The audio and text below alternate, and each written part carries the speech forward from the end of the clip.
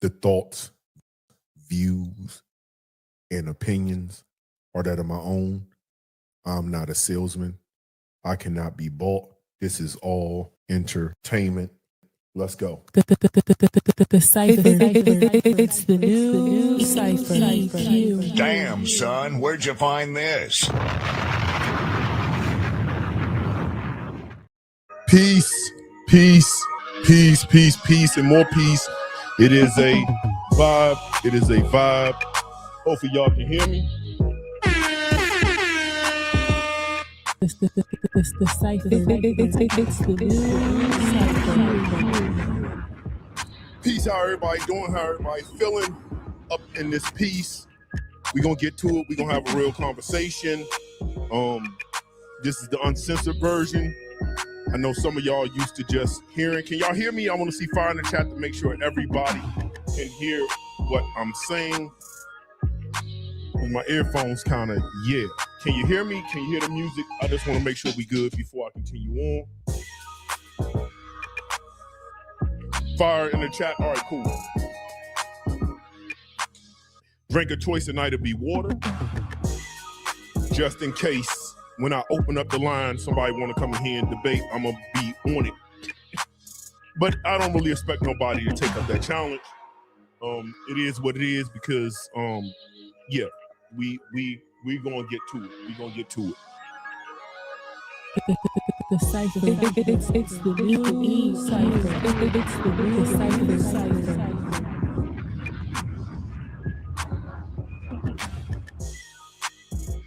Hope everybody's doing fine. Y'all already know hands need to be hydrated. My lotion of choice at all times. Heavy hydration, heavy hydration, heavy hydration. Just popping everybody. Shout outs to everybody in here. For those of you who are in here or not subscribed, I do have it on subscribers only.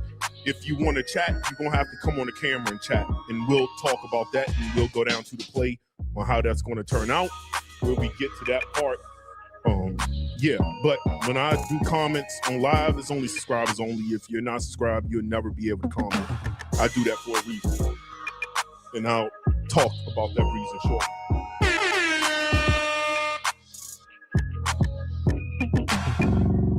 All right, let's just go ahead and get to it. Let's get to it. Let's get to it. Let's get to it.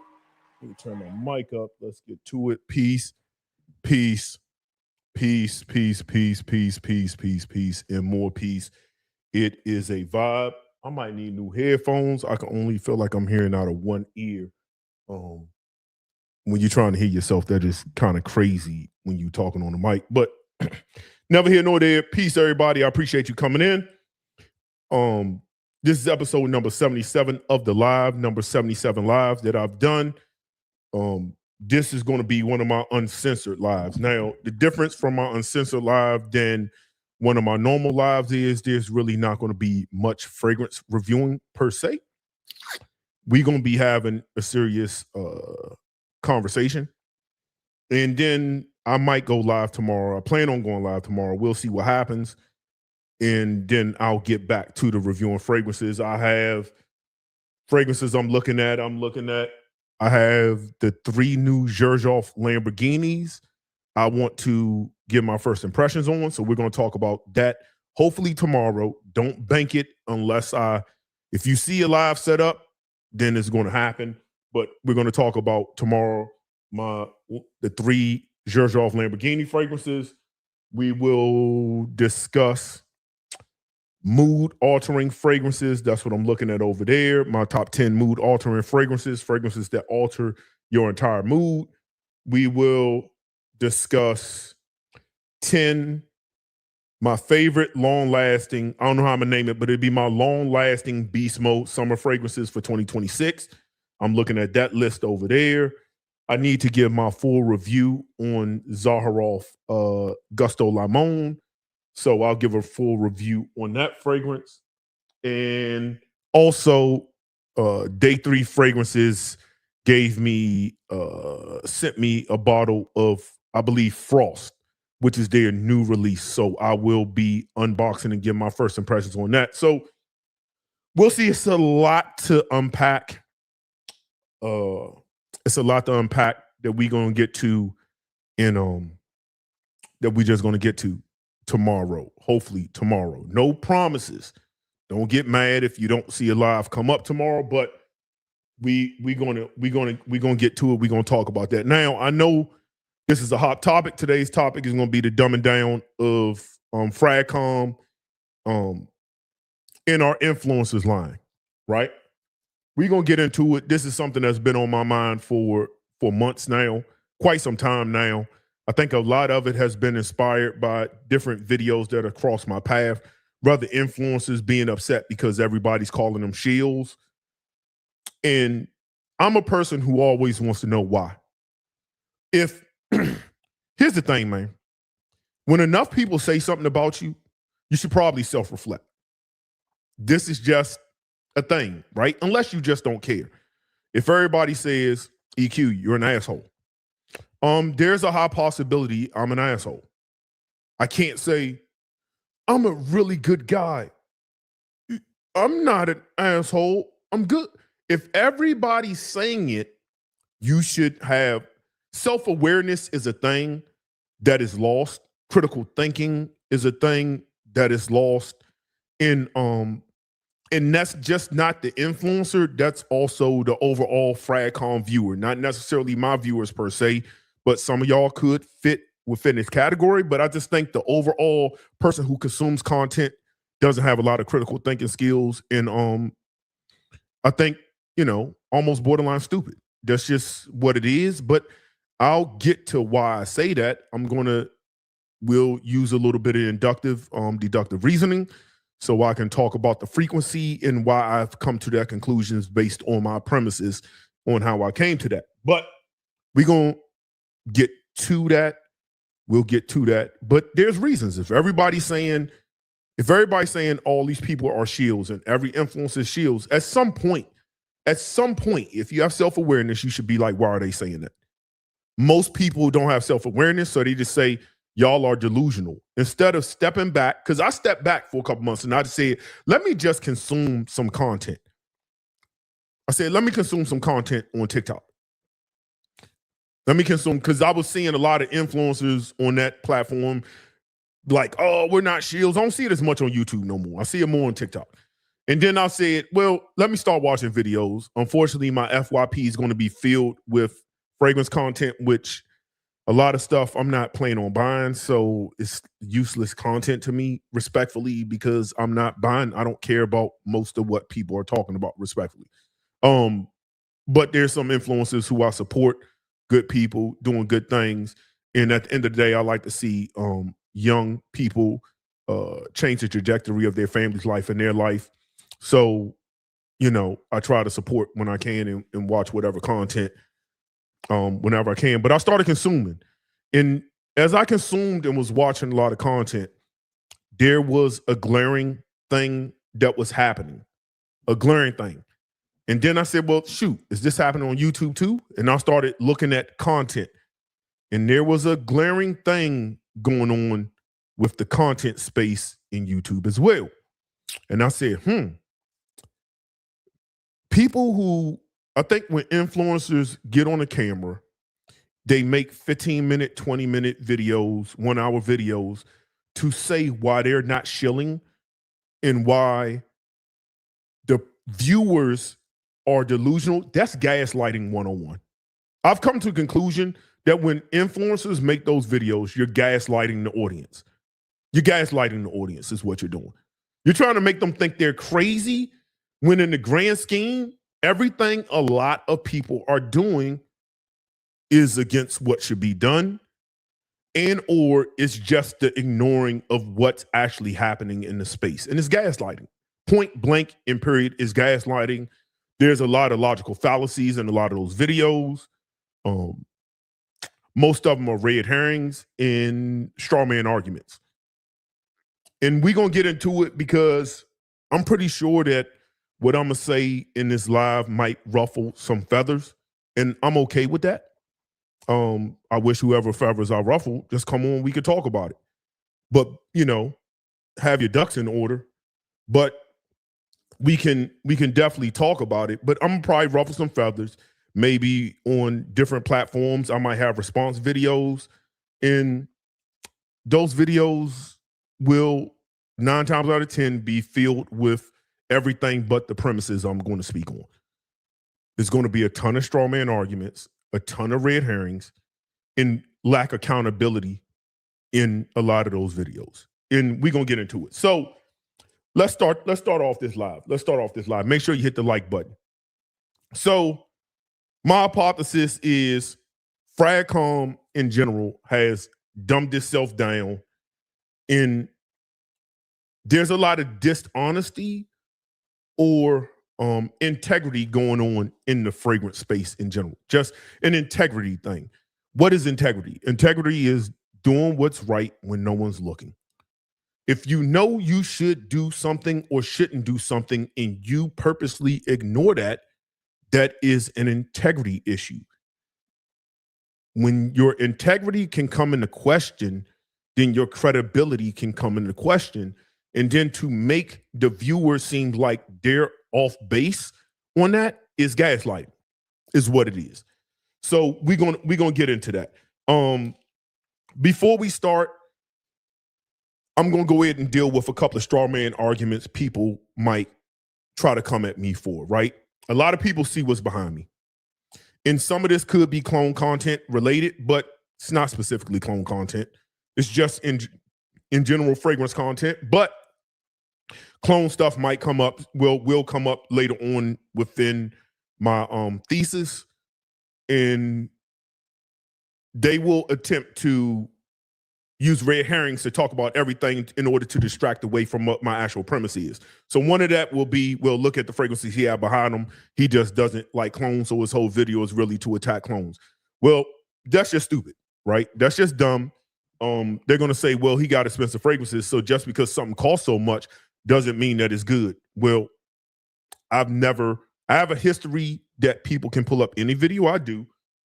I have fragrances that don't cost a lot that I think are goated fragrances. Thierry Hermé's Eau Givray. Put fire in the chat if I've talked about this like 25 plus times and said this is a must-have in your collection. This can be found for under $100. So that's bullshit, right? I said this has to be in everybody's fragrance thing. I was really slicing this. Said, yo, just told stories about this. This is under $150. Bois Imperial from Essential Parfums, right? This isn't $1,000 fragrance, or Raja. One of my favorite fragrances of all time is Isola Blue. I've come to terms with that's one of my favorite, like all around fragrances of all time. Now, you can get a 50 ml at a really good price at a discounter, but a good alternative for that, to me, would be Mancera's Vetiver Sensual. Now, for me, Mancera fell off as a brand. I don't really rock with them no more. A lot of their releases just flat. Like their last 10 releases have been like, eh. So, could that be because my nose and taste have changed? Now, I questioned that. I said, well, is that because my nose and stuff has changed? But then I'll pick up something like this, and I'll say, yo, this is still fire. This is still fire. Now, does it smell as natural as Isola Blue? No, but they both have that minty, heavy lime, citrus, tarts. I think grapefruit is in both of them. Vetiver. This is, the dents don't lie. Like, this is a superb, non-expensive fragrance that you can buy, that I think if you don't want to spend a lot of money, you can have this in your fragrance wardrobe. What's another fragrance I want to pull out before people want to talk about stuff? This is from this fragrance I'm going to talk about next is from one of my favorite fragrance houses. I have them behind me, Boudicca de Victorious. This is Tiger. Anybody who's seen me talk about Tiger, retail, I think originally the Zodiac's like $1,400. I think when they was at discounters, they was about like $900. I said, bro, when I run out of this, I would never buy this again.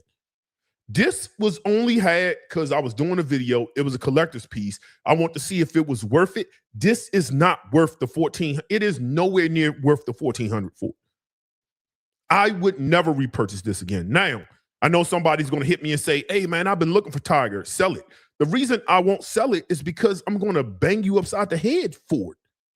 It was $1,400 retail. I'm not going to sell it to you for $1,400. Faith was around the $800 retail. When it was for discounters, it was like $625, $575, $625. That's when I should have bought like 75 bottles of that. But now Faith's going for like $2,200. Bro, I'm going to hit you in the head for like $2,400 for this. Don't even ask me. I'm not negotiating. That's what it is. The only thing I might even consider is if you have Britannia, but then again, that's stupid because Britannia was like $600 fragrance and they trying to charge $1,500. I'm not doing a swap for that. Not. So I'll keep it till I use it up and then I'm done. But if you took price out of it, I kind of like this to a certain degree more than the other variations of Tiger because it has this mint and it's this sparkle that's in it. But just that difference alone does it to me. This ain't worth it. To me, this ain't worth it. This is just one of a collector's piece. When I get through this, I will never miss it. I even said that this is more affordable. It's probably overall, pound for pound, the best version of the Tiger DNA. It gets the most compliments if you care about that. It has more woods in it, which makes it a little bit just beautiful, masculine, vetiver. I might think some cedar in here. It might even be some patchouli. There's some wood, some smoky woods in here. Wondrous Flight from Maybesus is so clutch. I don't need this. And you don't grail hunt for this, in my opinion, unless you are a collector. So the whole counter argument that I know people going to try to say is I'm gassing it or I'm attacking clones because I'm a niche snob. No, I'm really good. I'm a smell good, smell exquisite, smell of quality snob. I don't like cheap smelling shit. I just don't. And my nose can pick up stuff. A lot of people throughout your journey, here's how I would describe it. And this is why exploration, sampling is a good thing within the space. If you go through life eating McDonald's, Burger King, Wendy's, you lived in a town and that's all you can eat. You had no other options to get a burger. Matter of fact, you couldn't even buy burgers in the grocery store to make your own burgers because, to be honest, I'd rather make a burger than eat one of those. Personally, I can make a better burger, better smash burger. But if that's all you had and that's your baseline norm, your taste would be minute. Your taste would just be here, right? Soon as you start tasting other things, like you go to a nice restaurant or you go to a mom and pop smash burger spot and get some grease on it, and that thing is a real beef patty, and you really get, your taste will be elevated. And then the thing that you thought was good is never good. This happens in every single walks of life. That doesn't make you a snob. Some of y'all used to, when you first started having sex, depending on how old you were, right? You probably was just doing it missionary style. You didn't know what you was doing. You wasn't freaked out. Oral sex was probably not in play. And you kissed a little bit. Probably was a little bit sloppy. The lips wasn't connecting. The motion, the chemistry. But it was suffice. And then you met somebody who turned you out a little bit. And then you was like, nah, I'm picking you up. I'm hitting it on the wall. I'm hitting it from the back. I'm hitting it from the side. I'm down, eating it out sniper style. Like, and then you start saying, bro, I can't go back to like, I can't go back to just straight up missionary. I'm not going back to that. Like, if that's what we're doing, I'll date somebody else. I'm cool. There's no sexual compatibility here. Does that make you a sex snob? because you've experienced things and you're just like, this ain't really good. Or you get a girlfriend or a wife who can cook and she clean and she helps manage the budget and she makes you feel good as a man. And then you get with a woman and all she want to do is just take money from you, and she don't cook, she don't clean. You come home, the house is dirty. Or the girlfriend who always got money problems, and every time you turn around, she want money. You cannot go back once you've had an elite girlfriend. You be like, yo, I can't go back. I'm not going back to dating regular joints. I can't go back. Or you date somebody with college education who's smart, who's intelligent, and then you start dating a girl, you be on the phone and she talking about Bad Girls Club and gossip, and she's stupid and she can't formulate sentences, and you just be like, bro, she's dumb. I can't do the dumb chick no more. I've had smart chick. I cannot do the dumb woman no more. Sorry. What's your credit score? What's your degree? What's your degree in? You got an MBA? You got a master's? What's your credit score? Oh, your credit score is a 500? No, I can't do that. I am not the guy for you. Respectfully. I don't care how good you look. So I don't think that makes you a snob because you have experienced things. I said something on a TikTok video yesterday. I said, to me, Hennessy VSOP is mid. Hennessy White is absolute gutter trash. I don't care if you can only get it from the Caribbean. That is probably some of the worst cognac I've ever tasted in my entire life. That is hot garbage. Hot garbage. Why? Because I've drunk some really good cognacs. Frapping. And you don't got to spend it, just like everything else, you don't have to spend a lot of money. Frapping makes really good cognac from Grand Champagne. There's some cognacs that are really expensive, good, and once you start drinking Macallan's 25, just certain things just taste, I used to drink Wild Irish Rose and Hypnotic and Nouveau, and I won't touch that trash. I won't touch Cisco. Does that make me a liquor snob because I don't want to drink Cisco? Cool, I'll be that. But when you experience things, your taste should change and you should be elevated. This is the difference between a connoisseur and a person just going through life doing stuff. And we'll get into the connoisseur aspect. Anybody who's creating content should be a connoisseur for free. You should be a connoisseur. You should consider yourself a connoisseur. You're not an average person creating fragrance content. You're a connoisseur. That's of some sort. If not, why the fuck do you got more than 20 bottles of fragrances if you're not a connoisseur? Make it make sense to me. It doesn't make any sense.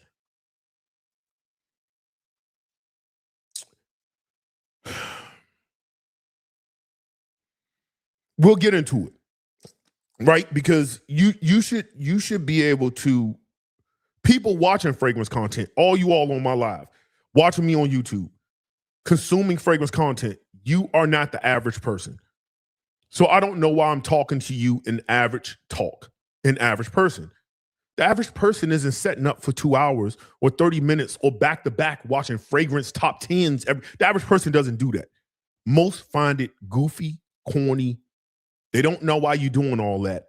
They got 2 or 3, 4 fragrances and they out here getting all the women that you want to get with your panty droppers. They don't need none of that. The average person. Hell, the average person isn't even wearing fragrance. And it's a lot of babies running around. They still getting to it. Raw doggies.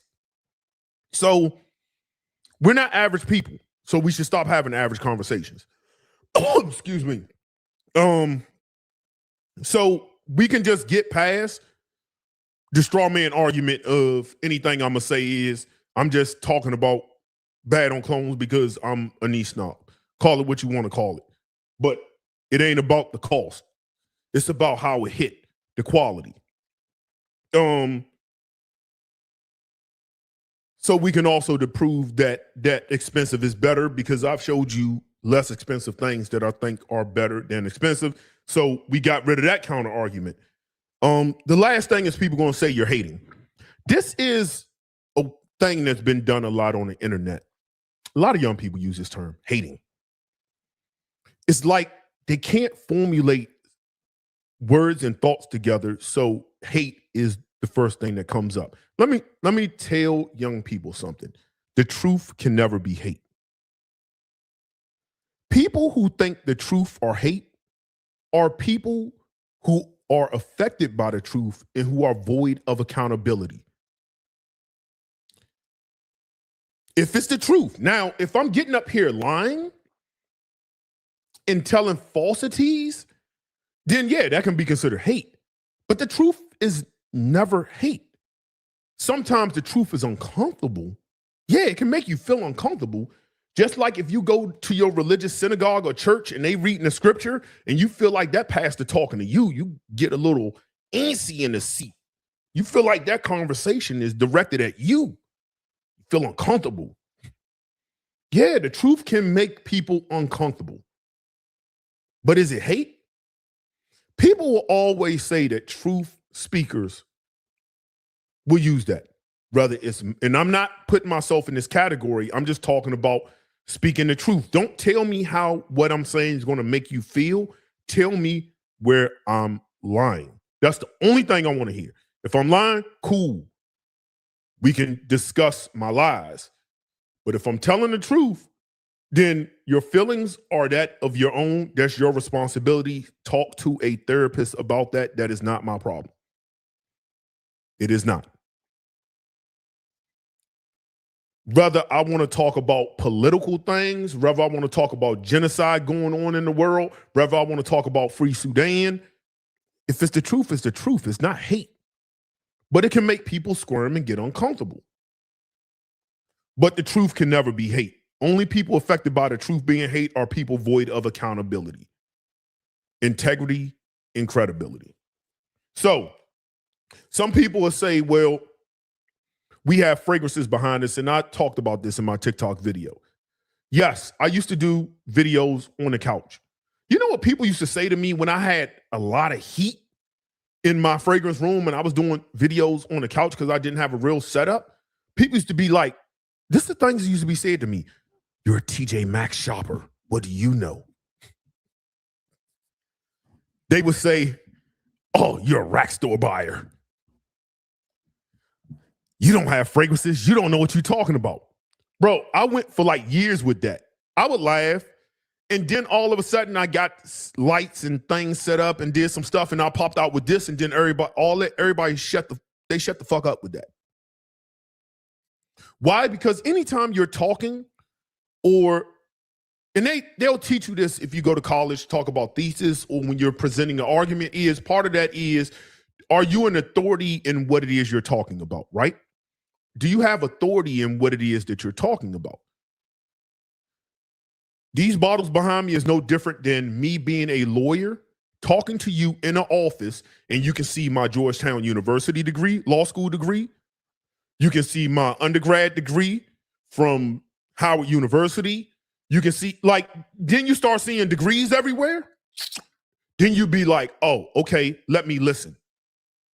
When you start seeing master degrees and shit, then you'll be like, oh shit, okay.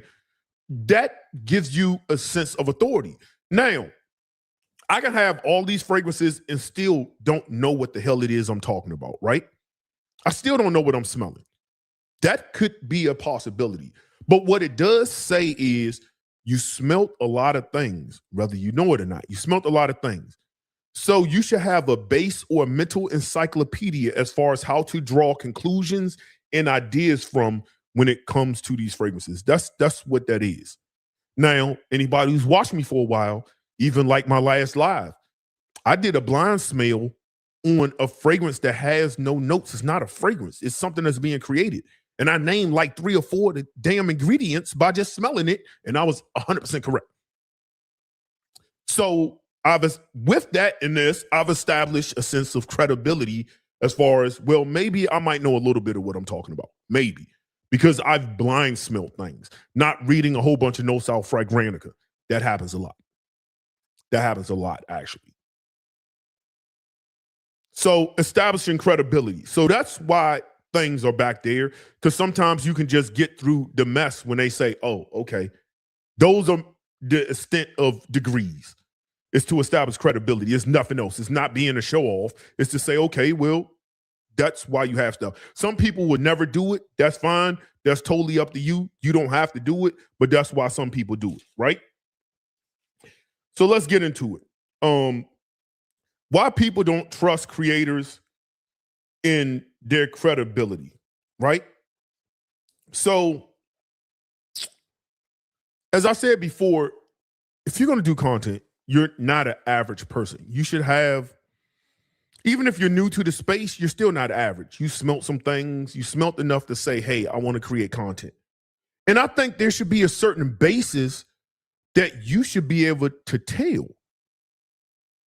And we're going to get into different industries and why those industries don't do what we do here. But we let things fly on the basis of subjectivity. Everything, it's subjective. I can say anything. Just to get some shit flown through, just to fly stuff through. Are things subjective? Yeah, some things are subjective. Like, okay, I like Outback better than Texas Roadhouse, but I like Texas Roadhouse biscuits and butter. Like, we can argue back and forth on that. But what we can't argue is Wagyu is the best cut of steak. What are we talking about here? It's the best cut of steak. It just is what it is, right? One of the best cut of steaks. You can argue about a lot of stuff. But if you was around, let's say if it was a group of like steak aficionados and they did a conference and you was like, yo, Ruby Tuesday's ribeye is as good as any Michelin star steakhouse, nobody would take you serious. You would be laughed out of the building. Nobody would take you serious.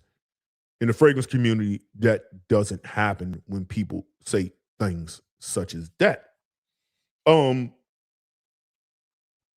lot of times we come up with these numbers, right? These numbers. And it's, if you notice when it comes to comparisons, especially when it comes to clone content, you notice numbers are always 95 and 98. Remember when Kevin Samuels used to say, rest in peace to him, used to say, rate yourself on a scale you can't use 7. And people will fumble. Is everything not like 95, 98%? 99? How's that being judged? And I'm going to get into the psychology on why sometimes saying something is 99, 95, you really just say it smells identical because people don't hear that. It's the psychology of things.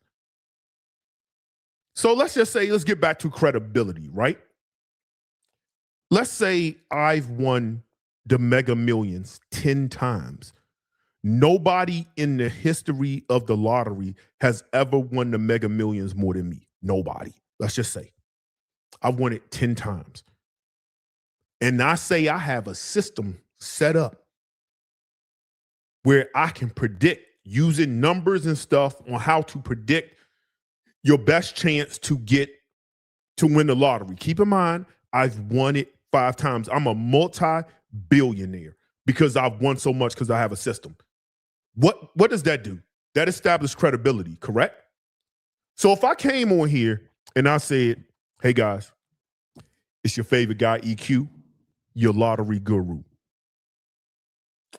I was running my algorithm and I came up with a number that's going to drop for tonight's Mega Millions. There's a 98% chance, 95% chance this is going to hit for $500 million tonight. Run, don't walk. Y'all would clear y'all bank accounts out. Who would not clear their bank account? Who would not clear it? I didn't even say it was 100%.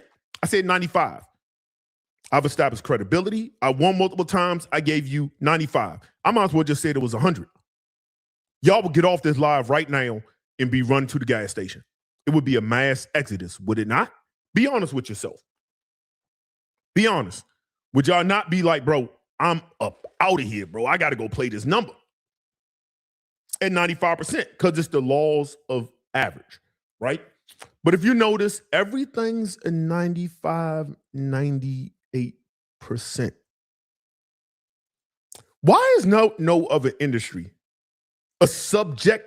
And they're going to, again, we're going to hide from subjectivity, taste, because taste is subjective. Yeah, it is.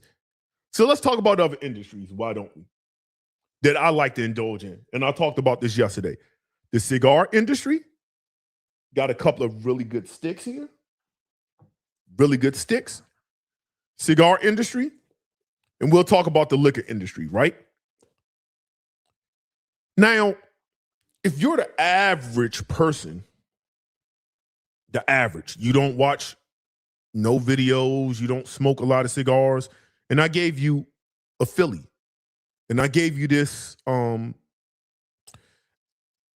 LFD bull, right? I gave you this stick. You cannot tell me the difference between the draw, the pull, the third. You wouldn't be able to really tell me the difference. So does that mean you should probably get a Philly blunt? It's all tobacco. It's all tobacco wrappers, dried. Why can't you tell the difference? You wouldn't. But if my content was created around reviewing cigars, you would expect me to know the difference. Would you? You would expect me to be able to tell you why certain places where the cigar is grown from, that it tastes and pull different. The smoke is different depending on the wrapper, depending on where it's sourced. I should know that, shouldn't I?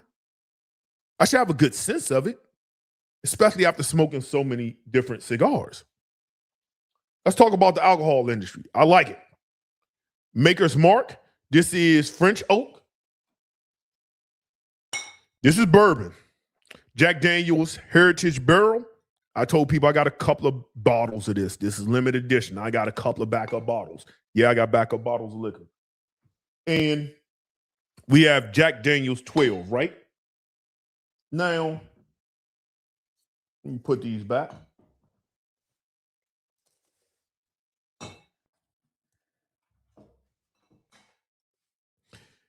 Now, if I poured all of those in a cup, you easily, most of y'all, I would say a good portion who are not really bourbon drinkers, could not tell me the difference.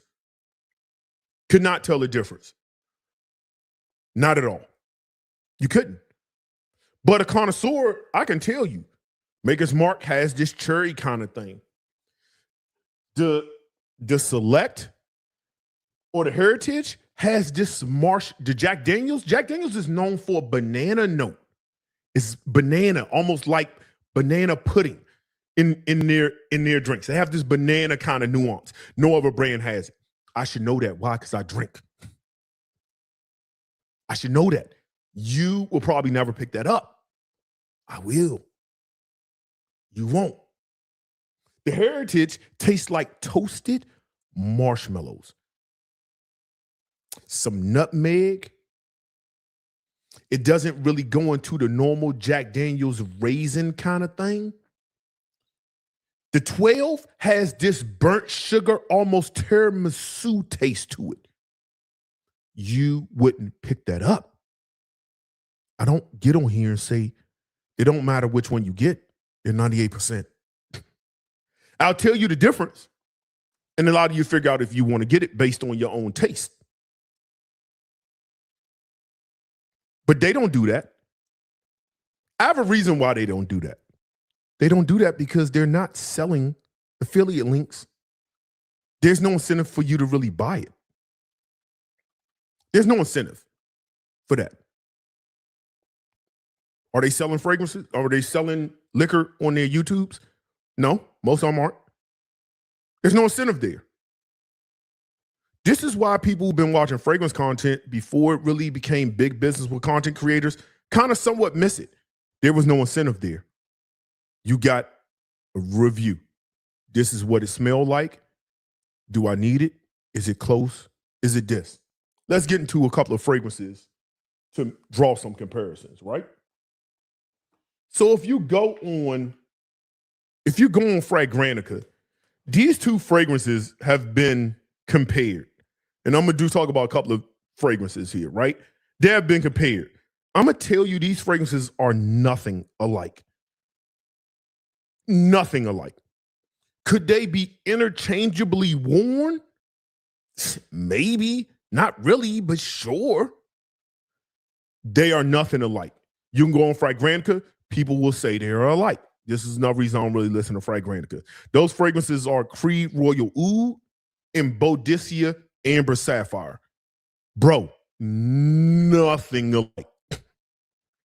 Do they both have cedar? Sure, that's where it stops. This is greener. Greener. This here is damn near a rose oud. Rose is heavy in this.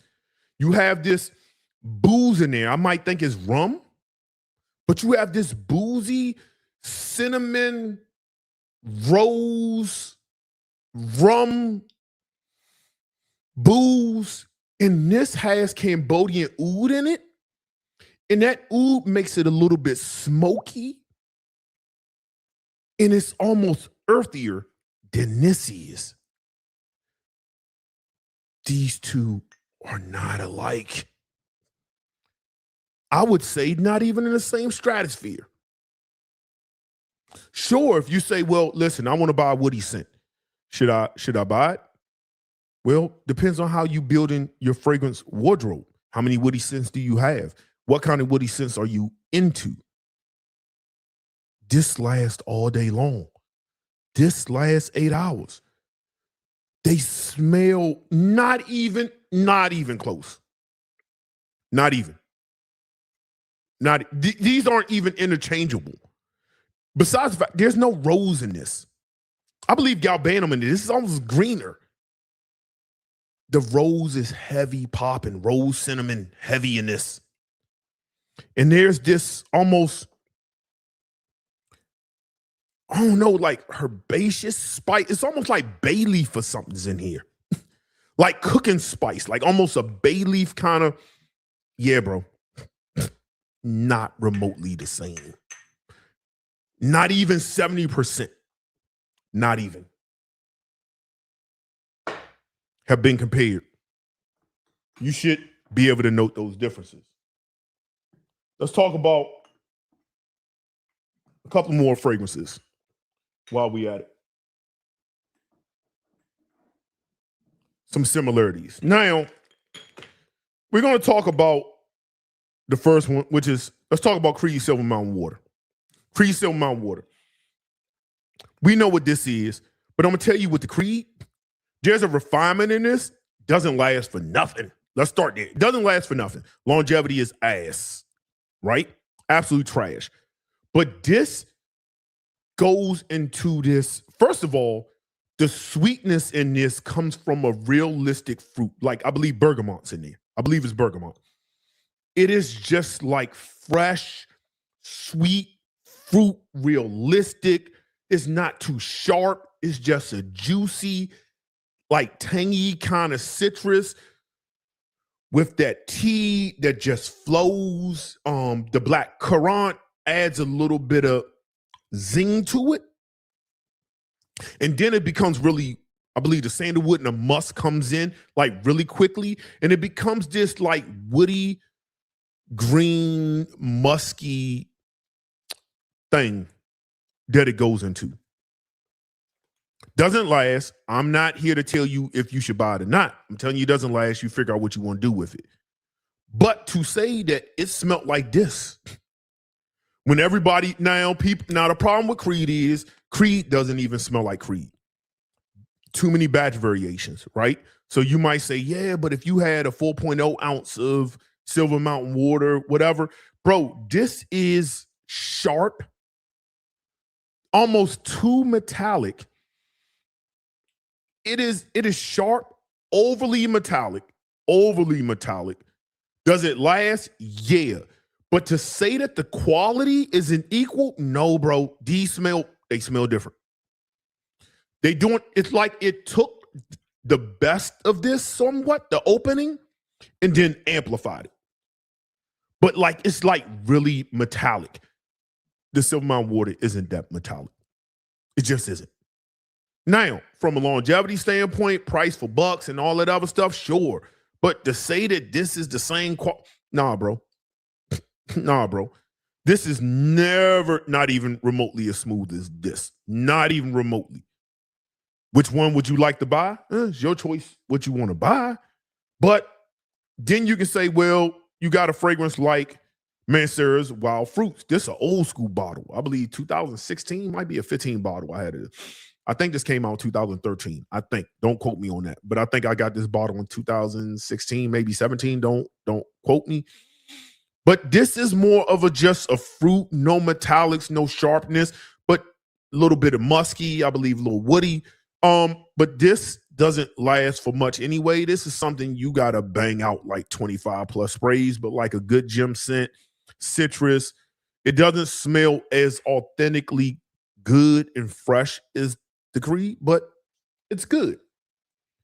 But then you have something that's a little bit different. It gives you better longevity. It kind of somewhat does the same thing, but it's extremely different. And that's Casa Marati Mephisto, right? Mephisto. So this has rose in it. And the best way to describe this fragrance, if I was going to simplify it, is if you took Silver Mountain Water and you took Green Irish Tweed and you gave them a baby a little bit, like a bastard child, you would get this. This lasts longer. It gives you that thing without the sharpness. There's a rose in here that makes it smell totally different from this. Do they somewhat do the same things? Yes and no, really. This just goes into a woody, musky, sort of green thing within like 20, 30 minutes, give or take. This doesn't. This might be the better buy. And it smells of quality. But to say that it's like 98, 99, man, bro, they ain't the same. They're not the same. I could do the same thing I'm looking at on this table with Green Irish Tweed and Shea Bond. They're not even in the same ballpark, bro. I mean, they are, but they're not. They're both soapy, but Green Irish Tweed is green and fresh, soapy, clean. Shea Bond is soapy tea. The greenness comes from the tea aspect. It's a little bit effervescent than the Green Irish Tweed, which uses violet in some other notes in there I'm not looking at right now. But they're not really the same. They are, but they're not. Is it redundant? Sure. And I think we confuse a lot of redundancy with something being identical. Everything that's redundant isn't identical. But we do that a lot. A lot of times people will use the argument, especially when it comes to clones, this will be the clone part of the conversation, is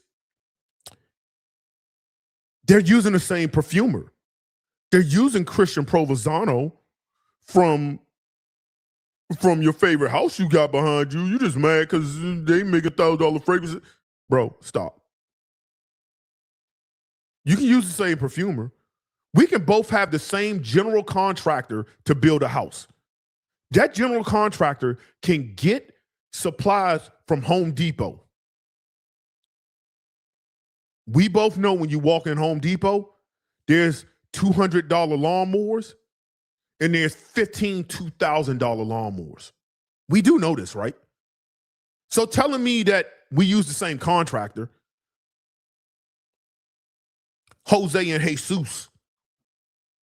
Yeah, I generalize. It's okay. It's okay. You can cancel me for that. We both use Jesus. We both use him because he's a really good contractor. We both sent him to Home Depot. Why? Because he has a commercial account at Home Depot. It don't mean we're going to build the same house, bro. Your towel you buying, sure, you're buying towel. That towel's a little cheap. We both have refrigerators. You have white appliances. Yuck. I do stainless steel over here, bro. I don't do white appliances. You bought white appliances, maybe even black. Ugh. I'm buying stainless steel, bro. You bought a generic brand. I bought GE Profile. We aren't on the same level. But we both got it from Home Depot and we both use Jesus. It's not the same, bro. It's not the same. It's just not. So that argument of we use the same perfumers, got it from the same stuff. Now, people have seen several videos where I say I have a personal beef with Christian Provenzano, right? And this personal beef isn't real beef. It ain't, I mean, like we see each other, it ain't real beef. It's just, it's called in a euphemism. It's not real beef. But me, I personally don't ever want to be the fragrance reviewer with 1,000 fragrances. Yuck. I don't want to be that. I'll quit this hobby before I'm that. I never aspire to be that. To me, that is clutter, that is disheveled, that is disorganized. If I was in my 20s, maybe. I'm in my 40s. If I'm lucky, I got 30 more years. If I'm lucky. I'm talking a life. Generally speaking, could I live to 80? Possibility. But life expectancy is 75, 76. It's down to about 72 now, if I'm not, last time I checked, 72. But have you seen all these people dying at the age of 56, 65, stuff of that nature? Now, this would be crazy. I'm having this kind of talk and I'll be up out of here tomorrow. Y'all be like, damn, this was the last video. But that's a possibility. So what am I going to do with all this? All these beloved loves, your family got to get rid of that now. Why would I want to put that burden on them? Now, anybody coming in the house to helping move or whatever, hey, you can just have it for free. All this you cherish. I don't care if it's $1,000 or $100. Bro, people going to be getting shit for free. They're going to be rummaging through your stuff because the last thing your family wants to do is have the burden. They're going to go through some stuff that they want to wear themselves. They might go through some stuff that they want to remember you by because you was smelling this and it's a memory. Other than that, everything else is gone. The 1,000 bottle guy gives me the icks. I don't want that. I wouldn't want that. I don't want to be nowhere close to that. I don't want to sniff that. It gives me the icks thinking about it. I don't think that's a flex at all, actually. If you're in a business, a decanting business, sure. But to have, nah. Now, I get it. Some people want an encyclopedia of things to remember. Then take those bottles, keep yourself a decant, label it, organize it in some kind of way. So when you need to draw back like thoughts or memories of, okay, well, this is how something used to smell. Let me smell. I got a 10 ml of that. But I'm just telling you, I don't ever want to be, that gives me the icks. I really don't want to be the 300, 400 bottle guy. This kind of gives me the icks, especially at my age, in your 40s. That's life. Father Time is undefeated. I don't want to be that guy. I think about stuff like that because I think about my family. Go figure. The man in the house, you got to be the protector, provider. Part of that is making really good, smart decisions and also not being a burden in the afterlife. But never here nor there. Yeah, the whole, we use the same perfumer. Oh, that's what I was saying. My beef with CP is that I don't really like redundancy. There's a few DNAs that I like. The Tiger DNA is because I wanted to figure out what was the best DNA. I kind of know in my mind what's the best DNA. I don't care about another DNA of it. I'll never buy another DNA of that. I don't plan on it. It's going to have to be such a twist, like tiger DNA with watermelon or something, to make me say, maybe I should give that joint a try, a sample, see if it knocks out something that I liked before. But in the way CP redoes things, I just don't want redundancy. I don't want another Blue Sapphire. I don't want another Namir. I don't want something that smells like Aqua Sapphire. I'm cool on that. I got better things to do with my money. I'd rather put that in the XE or ETF, VOO, or I got other things to do with my money. Drum. I like Drum. This is not financial advice. I like the Drum ETF. I'd rather put money there than to buy another bottle. That's redundant. Nah, I'm cool on that. That's just bad financial. And you say, well, yeah, you're doing content. And yeah, all this that I have, I play a different game. Everything you see behind me, I wrote off on my taxes. Whatever year I bought it, it was written off on my taxes. So I bought it at a discounter and I wrote it off on my taxes. And I wrote off my gas to go buy it or pick it up on my taxes. And because I make sure any car I own is over 6,000 pounds, I write that off on 179. I'll play a different game. But I'm not giving you financial advice. Talk to a professional accountant and figure it out. But I'll play a different game. I'm just not buying shit to buy shit. Respectfully. But I really don't. In the grand scheme, the older I get, the less I want. If I'm going to be totally honest. So that's why I'm not really in, I just don't want to be that guy, if I'm going to be totally honest. But yeah, the whole Christian Provenzano and we using this, buying our stuff from the same place, and what the fuck that's supposed to mean? What that's supposed to mean? Oh, you thought that was credibility? It's not really credibility. It's just, okay, you use Jose, I use Jose. Jose went to Home Depot because that's where Home Depot got lawnmowers and kitchen tiles and refrigerators. You bought black appliances. I bought GE Profile stainless steel. We are not the same. We're not the same. Can we both store food in it? Sure. Will both our foods be cold inside that refrigerator? Absolutely. Will my refrigerator make my water colder than yours? No. I still rather have stainless steel. Yuck, white appliances. Sorry. That makes me a snob. So be it.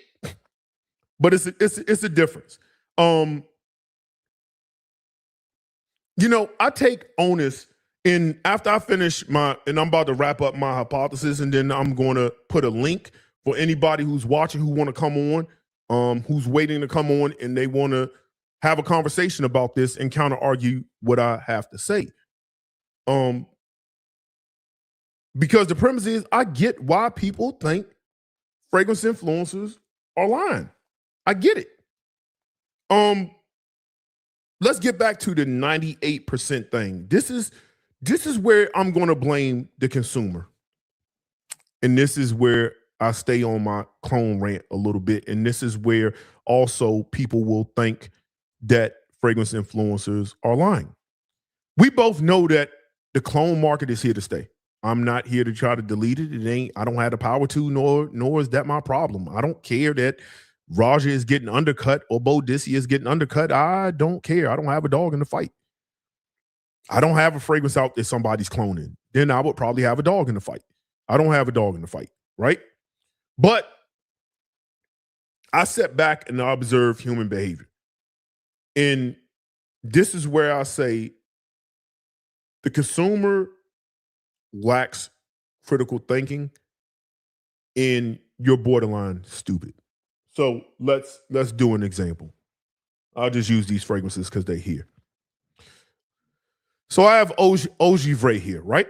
This is the OG. So let's just use this as an example. Ogivray. This is the DNA we're going to discuss. And I say this fragrance is $200. You don't really need this. I have a fragrance that was sent to me, or I bought it myself. We'll get into the FTC later. The Federal Trade Commission. We'll get into that later because that's a whole nother issue. I'll say this fragrance house, equality fragrance, good night kiss, smells 98% like Ogivray. You can't tell a difference. I wore it and I couldn't tell a difference. What's somewhat of the problem with that in general? What's somewhat of the problem with that is, one, I have these fragrances behind me. I establish credibility. So if I say that and I show you I have the original, well, then, and I couldn't tell the difference as somebody who I'm watching your content and I only have 20 bottles, and I'm looking to you as a place of authority, a place of knowledge, a place of experience. Remember, these are your college degrees behind you. And you say you can't tell the difference? I'm looking at you like, damn, yeah, why should I buy this when I can buy this? I'm just going to buy this clone of this. It's 98%. He can't tell the difference. Cool. Let's just go with the premise that it is 98%, however that was measured. Again, I've already told you the psychology behind it. 98%, 95, you might as well just say 100. No one's counting. What is the 2%? Did anybody ever say that when we say 95, 98%? So what is the 5% that's different? I don't know. It's just a number I just made up, 98%. Cool. Let's just go with it. 98%, 95%. Those are two logical numbers, 98, 95. People like those numbers for whatever reason, right? Cool. Let's just go with that. All right, so we all go out and we go buy this fragrance. Now, a lot of people going to buy this fragrance, they never owned the OG. They never owned it. Some people going to say they sample it, but anybody who's been in this game, sampling it, wearing it out, experiencing it, wearing it the way it should be is never the same as owning it. Owning it is a different monster. Owning a fragrance and actually wearing it is a whole different monster because you're wearing it in different seasons, different situations, different rooms, different temperatures. Your body temperature is doing different things. What you ate. If you're a woman, are you on your menstrual cycle? Are you not on your menstrual cycle when you wore it? A lot of things goes into perception of fragrances, right? What's your diet? A ton of things go into that, right? But cool. A lot of people going to say, well, so-and-so with 1,000 fragrances said this is 98%. I trust this person because they don't miss because it smells good. Sure, it does smell good. This clone smells good. Yes, sure. And I have no experience with fragrances. So yeah, it does smell good. Cool. Is that really a problem? You can argue, but I don't want to argue that point. Guess what? 6 months later, hey guys, let me tell you about another fragrance that was sent to me. Or it was sent to other influencers and I bought it for $40. So I'm going to jump on the algorithm train. That's another game, the algorithm train. I'm going to jump on that algorithm train and I'm going to buy it. So I spent my own money. This wasn't gifted to me. That's a little credibility, right? And I say, this new fragrance house, I'll talk about one of my homeboys. Big Beer Business Fragrance just dropped a new clone of Ogivray, and that's this fragrance, the Big Beer Business Fragrance. This is the new clone. You know what I find when you watch those videos? Go back and watch those videos. You know what they'll say? This is 95, 98% just like this. Hold on. Wait a minute. Stop. Wait a minute. Wait one goddamn minute. Did you just say that this new one just came out is 98% like the OG? But didn't you say this was 98% like the OG too? Okay. If they're both 98% because that's your measurement you came up with, then why are you pushing this fragrance? You should just say you don't need this fragrance because y'all all bought this fragrance. Why is that not a disclaimer? Why is that not a disclaimer? Oh, y'all don't really need to own this anymore. because this is redundant.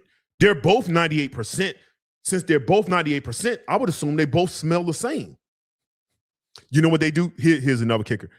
This one lasts a little bit longer. The new one lasts a little bit longer. Hold on. This another one. The quality in this. Well, the quality in the OG, goddammit. But no. We'll go stay with the quality in this. It lasts a little bit longer. Now, I told you that this lasted 13, 15 hours. This lasts 18. Yeah, bro, I don't want a fragrance to last 18 hours. I like taking showers. You know, I clean my ass. I like to change clothes, do other things. But you said this first clone of OG Vray, we're to say this is imagination because that's the big one. This is imagination, right? So you already said that this is the OG imagination. This clone is 98% and smells just like it. Then a new one came out and you said this is 98%. So that would mean that this one and this one smell the same. They're both 98, 95%. See, the thing when you come down to making up shit is you got to be consistent with, I'm not going to say your lies. You have to be consistent with your verbiage. If 98% is your go-to, you just automatically default to 98, 99%. You lose track when they'll lose track. Don't believe me? Just start going down people's videos after. They'll lose track. They'll lose track because that's their go-to saying. 98%, 98%, 95%, 98%, 97%, 98. Anywhere from 95 and up. That's the go-to thing. They'll lose track of numbers because they're not watching every video before the last video. No, they'll lose track. But if you said this was 98%, oh, is that not 98% no more? If it is, then why are we talking about this? I mean, in essence, should you, and I don't know, maybe I'm wrong. Should I be telling my reviewers, this is a new one, it's just as good as this, but a couple of months ago, I talked about this one. I don't know. If y'all went out and bought this, I don't know if you really need this because it's kind of redundant. Because they're both 98%, they both smell the same. I don't know if you need it. Hold on. Here's another one. Oh, this has a twist. You can smell a little bit more lemon in this. You can smell a little bit more lemon in this. It lasts an hour longer. And because you can't sample it, you'll fall for it every single time. Then you'll turn around and you will have 5 clones of imagination. 5 clones of vibrato or Tigar. 5 clones of Magnamar. 5 clones of Lemensité. 5 clones of City of Stars. 5 clones of Virgin Island Water. And the influencers who reviewed them all said they all smell like 98%. So you know what happens? This is where the consumer, this is where I say people are gaslighting the consumer, because you will have a consumer who will only smell, who might only have 20 fragrances. They'll get that fragrance and they'll say, I can smell the difference. Why can't you? I smelled it. I just started buying fragrances. I can smell the difference between these two. Why can't you? Hold on, wait a minute. Is it because you had an affiliate link? Is it because you were sent this bottle? Is that why you said it?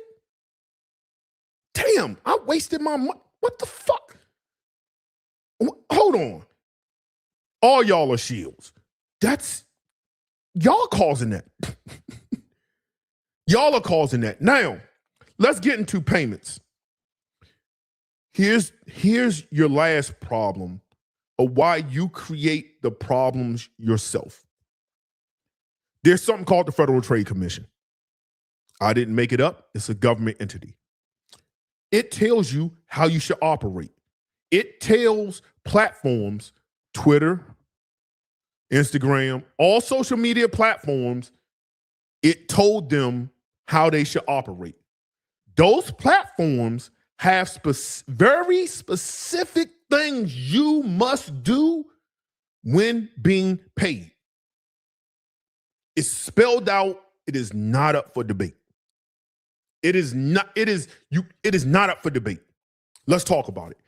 If you were gifted a bottle, I gave you this, you reviewed it, it is paid promotion. You must tag it on each website you upload it on. Whenever you upload, there's a button you must tag. It's not just good enough to say, hey, that Lamont Gusto, Zaro sent that to me. No, I have to tag it. Saying it is not good enough. George sends me stuff. To be honest, I don't even know if I got to really review it, and George will probably send it to me anyway. He'll probably send it to me anyway. But I reviewed it. So guess what? That's paid promotion. I didn't make that bullshit up. The FTC made it up. But they ain't make it up. That's the rules and regulations. It is not a debatable thing. You must tag it. Y'all aren't doing it. You're not doing it. You're just not. There's too many videos where somebody say, this was gifted to me, this was sent to me, and y'all will play chess match. Well, they didn't pay me to say it, they sent it to me. Or a fragrance house like Joma Shop sent it to me, or Beauty House sent it to me, or Vimba sent it to me, or Fragrance Net sent it to me. It doesn't goddamn matter. It is an ad. You have to click it. That is paid promotion. I didn't make it up. The FTC made it up. Y'all are not doing it. That's an integrity issue. What is integrity?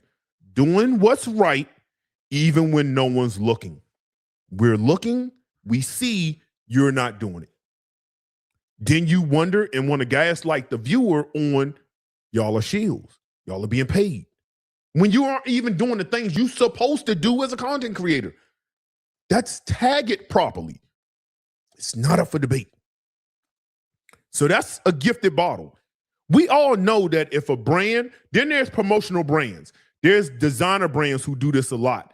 Armani does this for people. So you start seeing people, Valentino does that so you start seeing a lot of people review that Valentino. Oh, they was giving money to do that. They was giving money. And then they have certain stipulations. They will tell them certain stipulations. This is a straight up ad. They will give them a brief. It'll be a brief. They won't tell you exactly what to say, but there will be things you have to hit. Like, for example, I was paid to talk about the belts. I was paid for that. Now, I enjoy the belts. I wear the belts. But there were certain things I had to hit. Certain things I had to hit. I'm trying to think one of the things, because I haven't done that. I cut that promotion off just because I don't have time to upload. But it was certain things, it was something I had to say. Hold on. Like get your belt today. It was like I had to say that. That was part of the damn act. I had to say it had to be said. There's certain things you must say. When they're paying you, I'm talking about they saying, we're going to give you X amount of dollars to do this, to review this thing. We're going to pay you for it. That is a straight up ad. Everybody knows it. But they give you a brief. It is a brief. It's certain things you got to hit. You don't have to say it the same, because if you start looking at everybody who did the belt ads, we don't all say it the same. But there's certain key words and verbiage that we all have to say. That's what an ad is. But that's a straight up ad. And they'll also tell you like in your description, it has to be put at the top of your description. You have to put da-da-da-da-da. Like they'll tell you what hashtags and all. You will be told what to do and how to do it, but you can use your own word to do it. But that's a straight up commercial. You're paid to do that. They sent you cash to do that. That's an ad. There are brands, Armani does it, Valentino does it, and a lot of other brands do it. You still have to click the button on Instagram, TikTok, YouTube, whatever it is you're doing. You have to click it. I didn't make that up. The platforms you on told you what you have to do.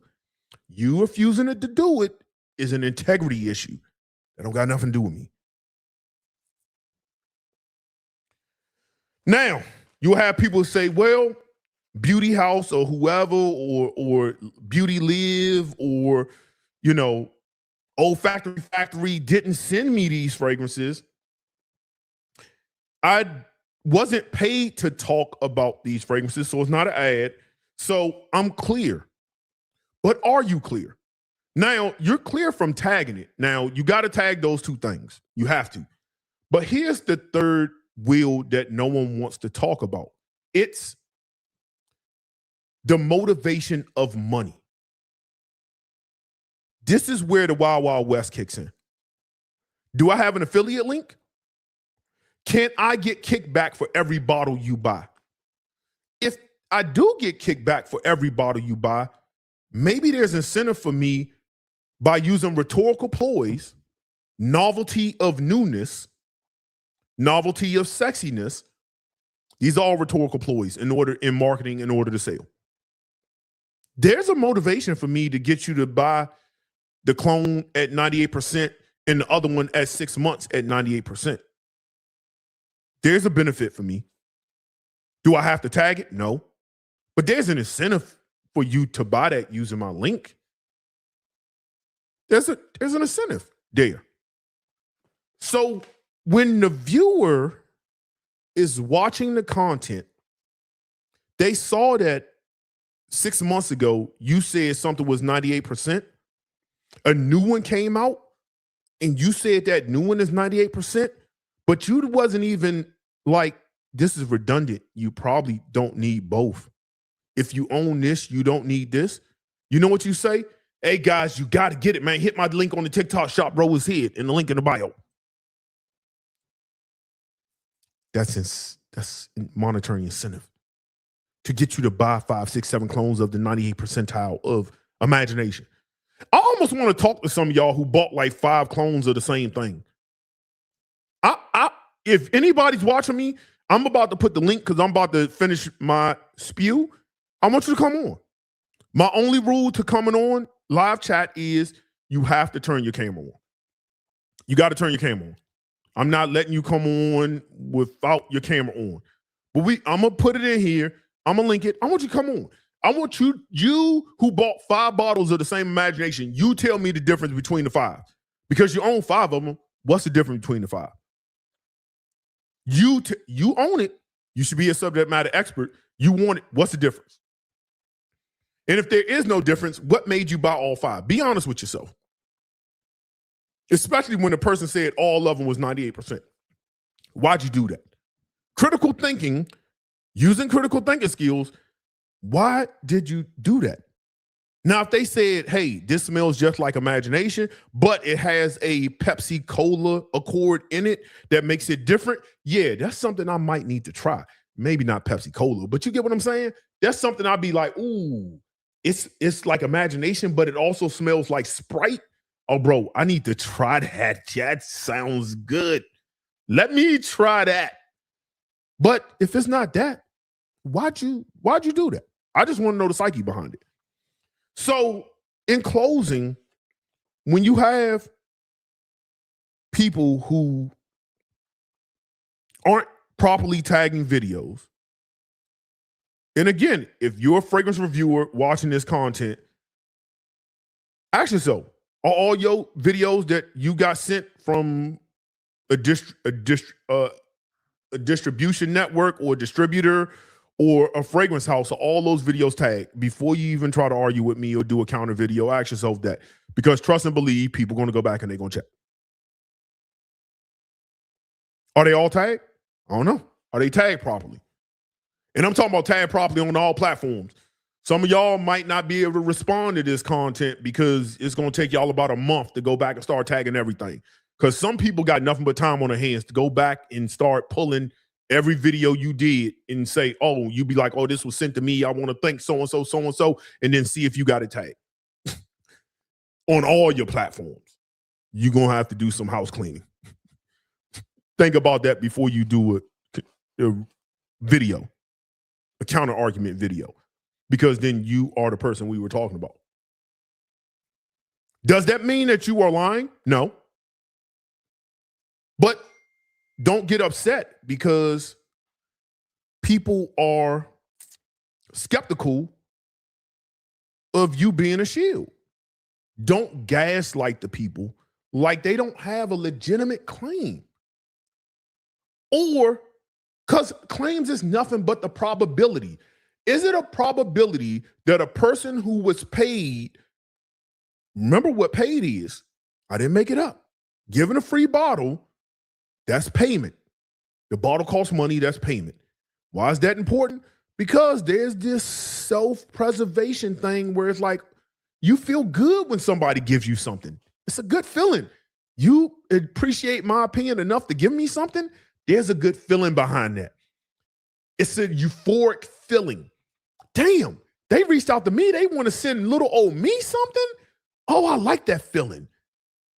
Let me chase that. Let me get more of that. Oh, you sent me the next month? Oh, you sent me the new one? Oh, I got the new one first, so I get to review it first and get the looks. Oh, I like this. It's euphoric. Listen, man, I say it all the time. Do I have somewhat of a little bias for George? Yeah, absolutely, but also tell you the sample. Would I like to see George win? Yes. Me and George have talked outside of just life shit. Just life. Do I want to see George win? Yeah, I got a thing I want to see George win. But I don't hide that.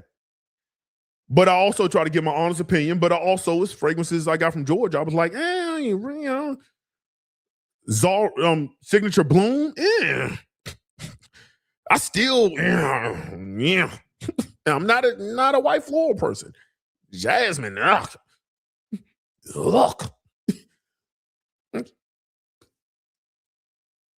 I don't like everything. I don't think everything's a masterpiece.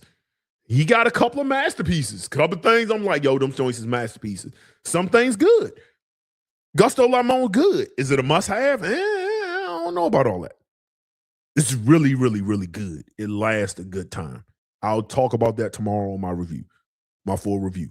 But again, the beauty with that is you can go sample that, get you a little sample and be like, yeah, I like it. He was right. It's good, but I don't need to buy that.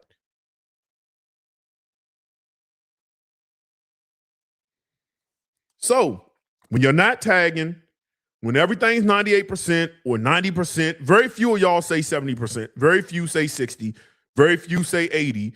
And if you're saying 90% or 98%, so what is the 2%? What is the 5% that throws it off and makes it not the same? What is it? Can y'all even explain it? Probably not. Because it's just a number we throw around. We all have done it. I've done it. It just seems like, 98% is really close. That seems like a good number to say it's really close. But what does that really mean? So when they do all this, is it reasonable? Reasonable, right? That's probability that there could be some people lying.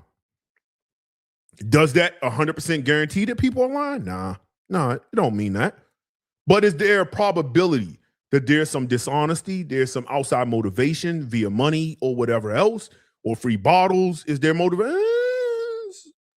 And to try to make it like people are crazy because they're saying that is gaslighting. It's the purest definition of gaslighting. You're gaslighting the audience. You're gaslighting the community. So, course correct. Tag your damn videos. And again, I've had people at my house in closing. I've had people in my house. They don't know nothing about fragrances. No, they don't do the fragrance thing. That ain't really their thing. They might have 3 fragrances. I've let them smell things that people say smells like this. And even they can tell the difference.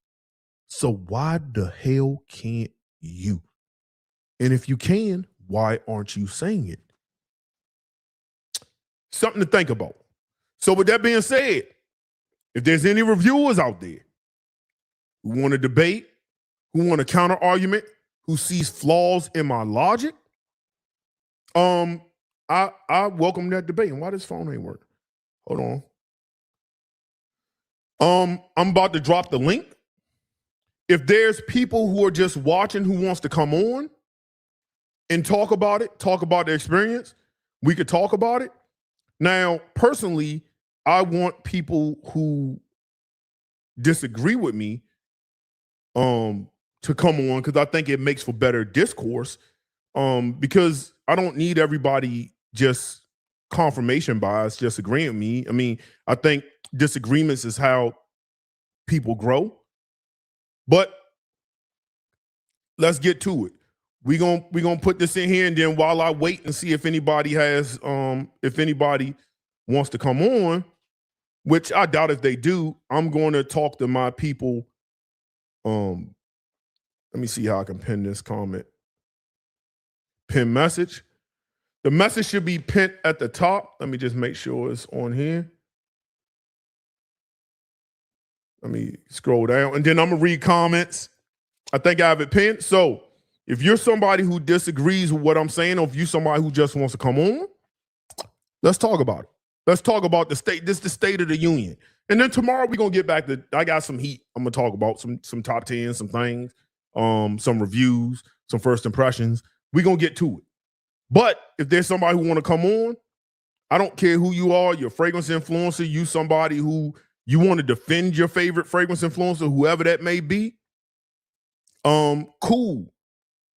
But if everything's 98%, then why just not just get the 100%? I don't know. How many 98% do you need? I don't know.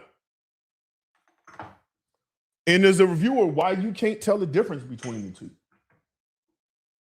Bro, it's so close. I can't tell the difference. Bro, you're supposed to be, why can't you tell the difference? I'm coming to you for guidance. Why can't you tell the difference? And then that person buys the fragrance, they be like, bro, I can tell the difference. Let's talk about some similarities. I think I ain't gonna use my surprise on this, but we'll talk about a couple of fragrances while I see if anybody want to jump on. Torino 21 is a good sit. Some would just automatically say Torino 21 is a clone of Molinard de Basilique. Now, I got dents in both of these. There's clear differences between these two. Where this goes extremely minty and it's extremely long lasting. It could be nauseating, but it's like fresh crushed mint and it has a coldness to it.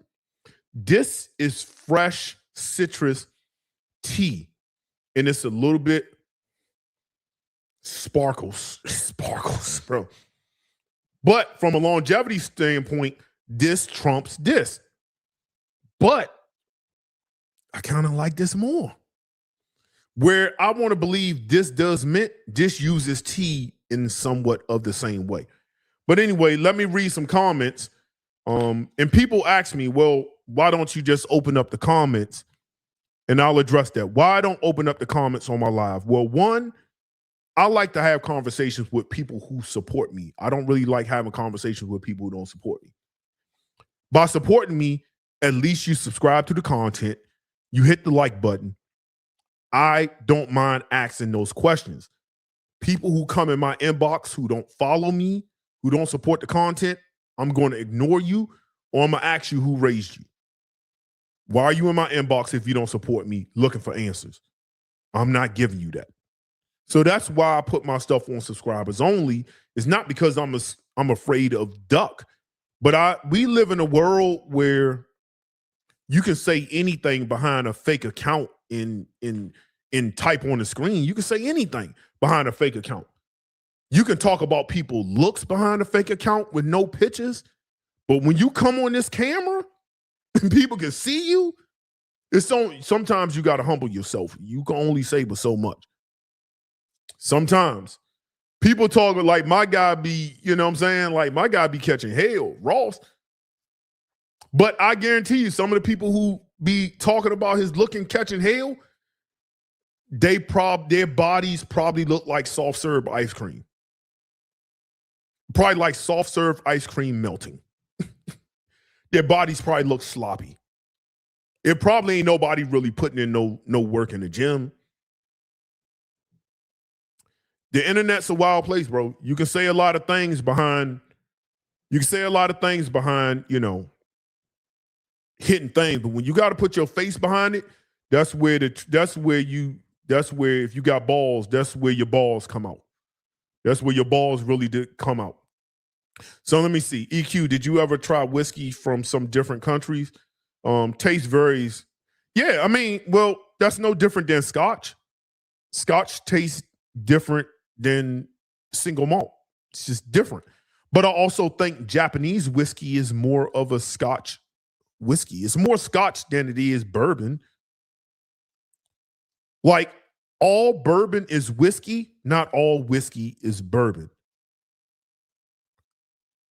And that's based on American whiskey uses a lot of corn. Corn adds the sweetness to it, and sweetness as far as like the molasses taste and the use of corn varies. But all bourbon is whiskey. All whiskey is not bourbon, just like all scotches are whiskeys, but not all whiskeys are scotches. It's kind of like you get into the liquor game, it just gets really, really convoluted, but you got to know what it is you're talking about. But yeah, I'm highly convinced that most who are buying these clones have never smelt the OG. Listen, a lot of people, I've learned a lot of people regurgitate things that they heard, not what they smelt, and they heard enough people saying it that they feel really comfortable saying it out loud without actually testing it. They feel real comfortable doing that. A lot of people. Like, I've always find it odd when people come on the internet and they say that Blue Sapphire is a clone. It's a clone of Abdul Samad Karashi blend. And I always get them with facts. I'll be like, okay, I was around when that fragrance came out. I know when Blue Sapphire. I know when it came out. Also know when Karashi blend hit. I know. But I just sat back and I'd be like, okay, so when did Karashi blend come out? What date was it? Did it come out? What date? Do Christian Provenzano be in this clone bag? Yeah, sure. But if anything, Aramis, I can't think of the fragrance. If anything, that was the first version of the Blue Sapphire style of fragrances. Calligraphy. That was the first version of it in the grand scheme of it. That was the first version. If anything, Christian Provenzano cloned that. Was inspired by that and created it. But to say that Karashi blend, nah, bro, that's not the case. Nor do they smell alike. They're similar, but they go in two different stratospheres. They do two totally different things. And it's funny because I seen somebody, and I ain't gonna get into it, but I seen a reviewer who in the past had said that that Blue Sapphire was a clone of Karashi blend. Then they smelt Blue Sapphire, and when they talked about Blue Sapphire, they never mentioned Karashi blend. That was just really funny to me. It's really funny to me. Because they've experienced both. When they smelled Blue Sapphire, and they could easily been like, oh yeah, this is like da-da-da-da. Bro, that was totally disregarded. Because it's like, oh yeah, you got the fragrances, you see the difference. Yeah, there's a difference. But a lot of people do that. And every time I challenge them, okay, when did Karashi blend come out? They can't say. So I'd be like, so why you online saying it is? A lot of y'all repeat shit. Y'all don't know what y'all talking about. Y'all just repeat stuff just to be repeating it. Because somebody else said it. Enough people say it, it becomes the truth. But that's like if enough people, I'm telling you, marketing is a funny thing. Propaganda. It's a good book. Good book. How to sell. There's psychologically nuances in selling and marketing. And especially selling and marketing with different races. You're going to sell to different races differently. And people might not want to have that conversation. But I can sell to you different. You know, I want to sell to black people. I'll stroke your ego.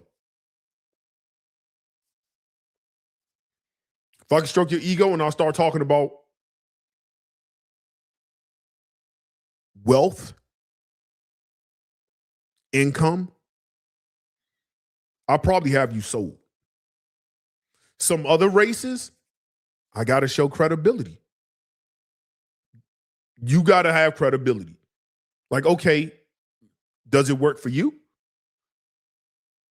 Some other races, you got to explain how it works from beginning to end. You have to break down the process, break it down, how it works. It's different. It's a marketing thing. Psychology behind it. Sorry, I know it's going to make people uncomfortable, but it is the truth. When you know how to sell, you know how to sell to different people, how to sell to women. Oh, I sell to your vanity. Easy to sell to women. Vanity. I will sell you vanity because women are vain. I'll sell you vanity.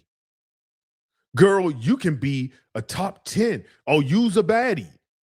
Vanity. Men who pander sell vanity. They pander to women's vanity. You can never be wrong, sis. That man ain't doing what he's supposed to do, sis. They will eat that shit up. They eat it up all the time. It's easy. It's easy. How you sell to a woman? How you sell to a black woman gonna be different from a white woman.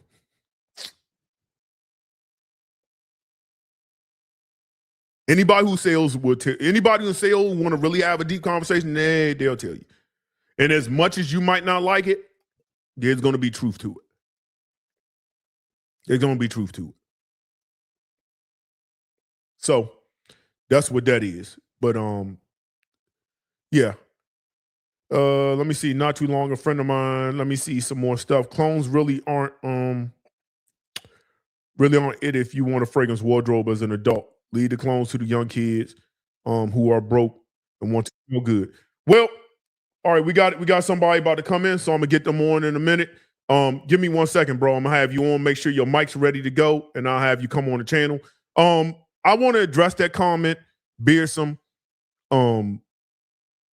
This is where, and I know what you said was tongue in cheek, but what you said is a little problematic, and I'll tell you why. Because I even said it. I've said in the past, but I'll use this perspective, and I'll say it gently. We have to understand in life what privilege is. A lot of people don't understand what privilege is. Privilege is about access, right? I can have, even as a black man in America, there can be places where I have privilege and then times where I don't have privilege.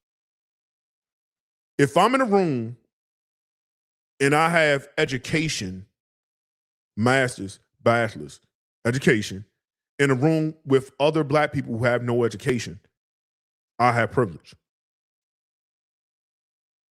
I have privilege. As a man, when I enter in certain spaces and the women are there, I have privilege, regardless if I'm black. But there's also times where a white woman's privilege will supersede my black maleness. But my black maleness will supersede a black woman's privilege. It'll be privilege over her. So I say all that to say is, we live in a world, at least I do in the United States. I don't know where you're from, Holmes, but looking at your profile pitch, seems like you got your life put together. I don't want to assume where you live at, right? Because I got people support me from everywhere, but most of my support come from the United States. We have privilege and a lot of disposable income. Most of the other world is poor in comparison, right? In comparison to money, right? This is why I can go into the Caribbean with X amount of dollars and I can spend a lot of money for little. That's why some men what is it called? It's called sex vacation, but basically go on vacation to get sex. I forgot the actual terminology to it. For like $40, I can get the works, right? Where here it's going to cost you $200 or $300 because my dollar goes a long way. That gives me access. It gives me privilege. The rest of the world doesn't have that. So does that mean the rest of the world should not be able to enjoy fragrances, colognes, things of that nature? I think a lot of times we speak from a place of privilege. And even me, I have a certain level of income. I'm not going to discuss it. But I have more privilege than the average person based on where I live in the Washington, D.C. area, based on my cost of living based on what I make a year. I'm not talking numbers because I just think I don't like talking money. It's just kind of unbecoming as a man. But anyway, unless we're talking business and putting numbers on the table. But I say all that to say, I have more privilege than most people, even most people in the United States, because my income, I don't have debt. I have a nice portfolio. I just have certain privileges, right? So I can have all this. Most people in this world cannot. So the whole broke thing, it comes, that's a little hubris. Little hubris. We should just watch that. And because it doesn't help for people who love niche fragrances or whatever, that's the stuff that makes us come off like a snob. And when we say we're not, then we're gaslighting people who are calling us niche snobs. So just keep that in mind. I'm gonna bring my guy on. So I'm gonna bring this brother on. You ready? Hit the stage. Give me a thumbs up when you're ready. All right, I'm bringing him on. Peace, bro. How you doing? I'm gonna go ahead and put you on the full, let me put you on the full screen, brother. What's up? Say your name, where you calling from, what you got going on. I'm calling from Florida, What's up? and I'm good, bro. I've been watching your show for a long time, and have really enjoyed seeing how it's grown. Um, I normally catch a lot of your content once it's recorded, but I just happened to see that you were live. I didn't catch what your lead question was and what the premise was, so you might have to fill me in as far as the question you're asking. Something about clones and why Oh buy no. more than one. So well, I had a couple of things. My original premise is that the dumbing down of fragcom, which a lot of this comes down to the fragrance influencer. And let me put us both back on screen. A lot of this comes down to the fragrance influencer gaslighting people who are calling them shields, right? And the reasons why you could be perceived as a shield based on behaviors and actions of the fragrance influencer or content creator, right? In my latter part, I went down to the consumer, which I think that was part number 3. I'm looking at some of my outline notes. Part number 3, where I talked about the consumer and how that was the question. Like, if you have 5 clones of imagination, why? And then as you answer, I might have other questions, but just like, what is the mindset? Is it trying to find the best one, or what is that? I mean, I think that could have so many different possible answers. I would consider myself, as far as getting into fragrances, even though I'm old. Um, I haven't really gotten deep into fragrances until maybe the last 3, 4 years ago. And so I would say I'm probably like intermediate level, medium intermediate level. And when I first really started consuming YouTube and online influencer content, a lot of them present themselves in a certain way, as though they have a lot of information, they have a lot of experience. And then as you begin to buy fragrances, the costs start to mount. You start to spend a lot of money. You start to, especially if you're blind buying, which I was in the beginning, you get some winners and you get some losers. And then when you get enough losers, you're like, okay, maybe I need to be a little bit more careful. And instead of being patient and doing your research and sampling, which is what I do now, but it took me a long time to, do that consistently. You might say, well, hey, if I want to save, I could buy a clone instead of buying these overpriced designers or niche fragrances. And these people are telling me they're virtually the same. So let me do that. Not realizing that, nah, it's not, they're not the same. Um, and so I think the cost is a big factor. And then too, sometimes people, they get a dopamine hit when they roll the dice with the blind buys. So Mhm. they might say, hey, this is a cheap bet, I'll just buy some clones. If I don't like it, I'll buy another one. If I don't like it, I'll buy another one. So those are just the thoughts off the top of my head. Listen, that's good conversation. And one of my biggest things as always you say, and I've been saying it for a while, I'm not nobody's financial advisor.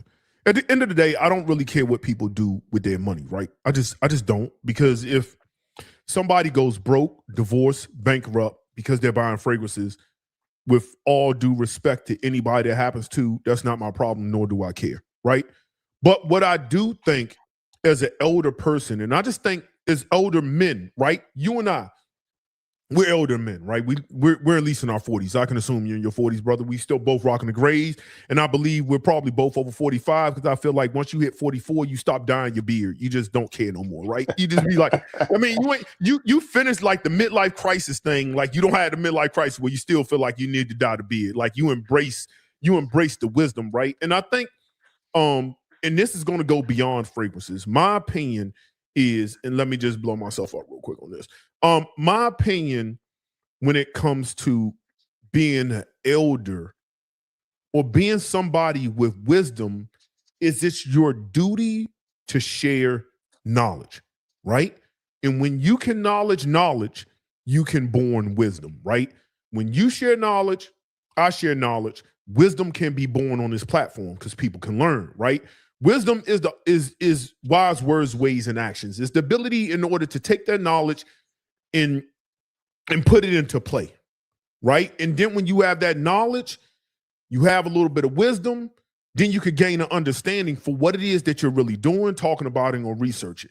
And I think a lot of times people are scared to be wise.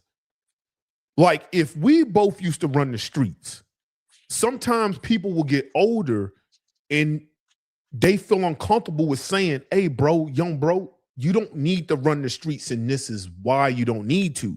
Now, the youngins be like, yo, old head, I ain't really trying to hear that shit, right? Because you did that. You're a hypocrite. And I would say, no, I'm a person with wisdom because I've knowledge to knowledge. I've done that, which you haven't done. And I say all that to say, to bring it full circle back into fragrances, is my page, for me, I pride myself on transparency as much as I can, because I'm not giving people everything. Not, my life ain't on here, right? But also sharing mistakes that I made, things that I've gained, which is why I always stress sampling. I also stress that most people even do not need 200, 150 fragrances in anything. And I'm going to try to wrap it up so give you an opportunity to talk. I don't want to hog up the time. Is we see something that's $40, under $100 is cheap. The problem is the frequency in which you buy. And what I found, this is my wisdom, it might not be yours and you might not find it, is when I wanted to save up to get that thing which cost a little bit more, that forced me to stop, slow down, to save up money to get that thing by way of budgeting. And what ended up happening was I was able to enjoy the things that I have while I saved. And I learned to set back. You lose that dopamine hit because it's not as frequent buying because things cost. And you start reassessing, what the fuck is it I'm doing here, bro? You be like, what am I doing? Why do I need, you wake up and you be like, why do I need 100 fragrances? Am I doing content? Am I trying to get paid? What is my why? And I found that when I stopped doing buy quick, buy cheap, save, that my whole process and how I bought fragrances and frequency changed up and allowed me to assess what I was doing. Yeah, that's, and I've heard you talk about that, and I've heard you talk about sampling. You consistently say that.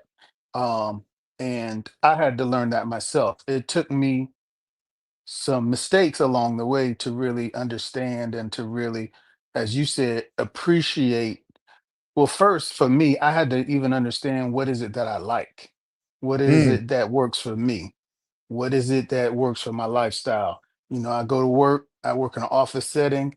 I can't have a lot of beast mode fragrances, even if they're good, in my office. So I have to get fougères. I have to get things that are a little more professional, that are a little more inoffensive, but still fit my taste.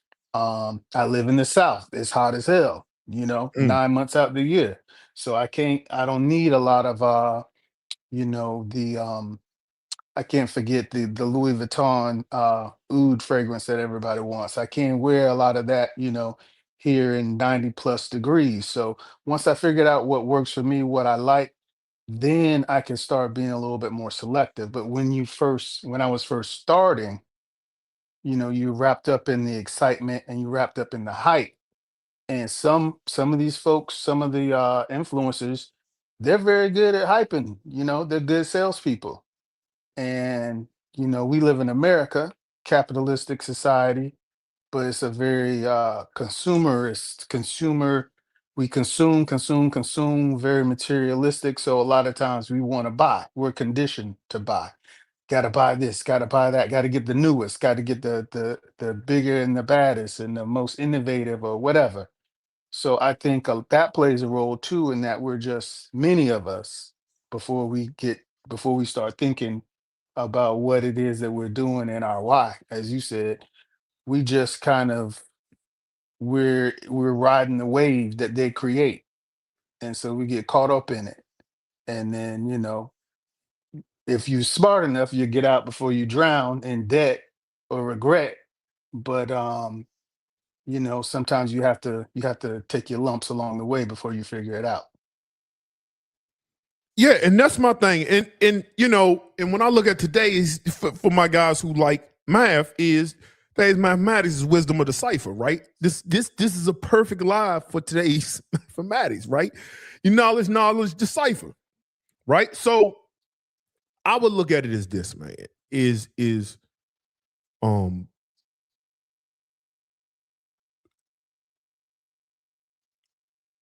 I'm I want people to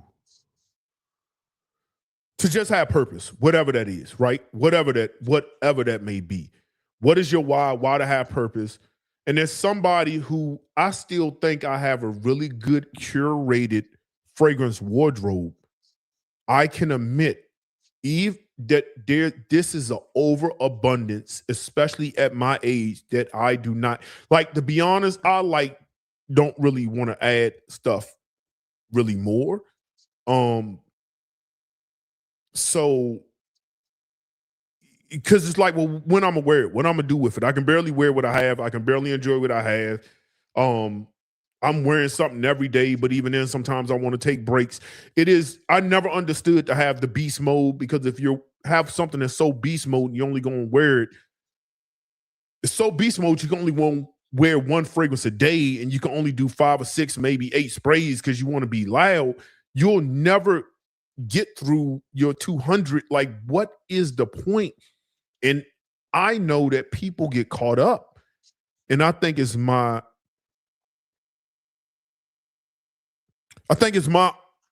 duty as a poor righteous teacher to say, hey,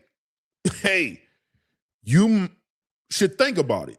Now, what you choose to do, ignore me or whatever, is going to be on you. But if I know better, I'm supposed to say what I know. So my duty to speak the truth. And whatever that looks like is whatever that looks like for people. Again, I don't care what people do either way, but I've always been curious. Like, if you have 5, I get in the beginning. In the beginning, I think our almost pilgrimage is to say, okay, I found out I like vanillas. Okay, what are the best vanillas out there? Let me buy up vanillas, because I like vanillas. Let me buy up all the vanillas. And then you be like, all right, I feel like I got some bangers. I don't need no more. That's how I got a lot of my stuff. I was like, I need vanillas. I was like, vanillas, the best stuff. I need the best vanillas. And then I said, okay, I've experienced the best vanillas. I think I'm good. And then it was like, okay, I like ambers. I probably had like 50 ambers. But I was like, okay, these right here, I'm not adding these. Any amber that wants to get added in here has to be better than these. It got to be better than Mitza. It got to be better than Amber Absolute. It got to be better than Amber Absolutely. It got to be better than Ombre Persepolis. It got to be it got to be better than a lot of stuff before it gets amber rousse, amber presso. It got to be better than a lot of stuff. So I get that aspect, but I also think when people aren't exploring on your own, it's just you're limited in your. Are you really experience fragrances the way you want to if you're just buying the next clone? Because you're not really experience different notes per se because you're just buying the more popular. Like some fragrances back here, well, I call them unclonable fragrances. Besides the fact I just don't think that a house can clone them properly. They're unclonable because they're never going to be super popular. Whether they're out the price range or whatever, they're just never going to be super popular. But Harris Parfum Pour Homme, it's unclonable juice.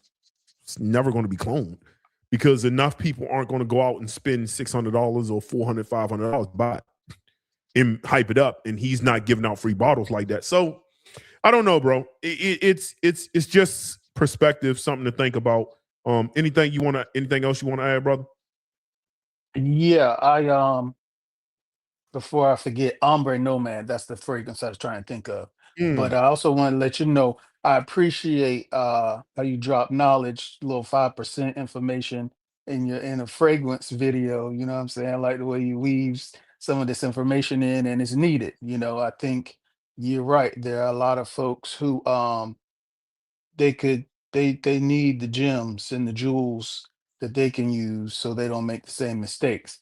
But the last thing I would say is as a question to you, it's not exactly the same thing that you posed to the listeners, but I remember watching a video where you were talking about Tygar and you Mm-hmm. really loved that DNA and you pulled out a lot of fragrances that kind of had a similar DNA but little twists and little differences.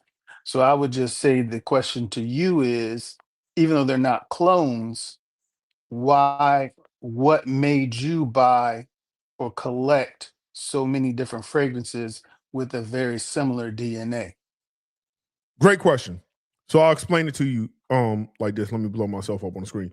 Great question. So there's a few things to answer that question. One, I wanted to do a video. One, I understand that that's a popular DNA, right?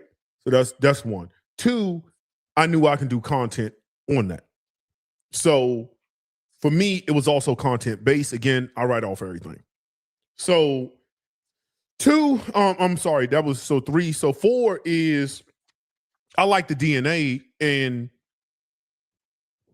I wanted to get similar things with a twist. So, for example, because I have a few over here, to me, none of these are just different. Hold on, where's the other one? All right.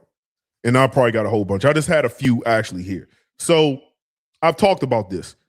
To me, this is not as dry as Tygar. Tiger is not as dry. This is dry, woody. It's almost dusty in comparison. This is juicier, fresher, and sparkles more than Tiger. Now, people will say the average person can never tell the difference. True, but I don't wear fragrance for the average person. I wear fragrance because how it makes me feel. I've always said fragrance is one, a bottle opportunity. Fragrance is a form of nonverbal communication. And fragrance is a mood, right? So a bottle of opportunity. Let me do another thing. Nonverbal communication. Fragrance can speak to people in a way that presents yourself without you opening your mouth. If you're wearing this or you're wearing Ombre Nomad, and depending on how you dress, because how you dress presents yourself, right? If I'm in this shirt, just a t-shirt, I can be perceived a certain way. How that way is going to be depends. If I put on a suit or a tuxedo, I'm going to be treated differently. There's no other way around it.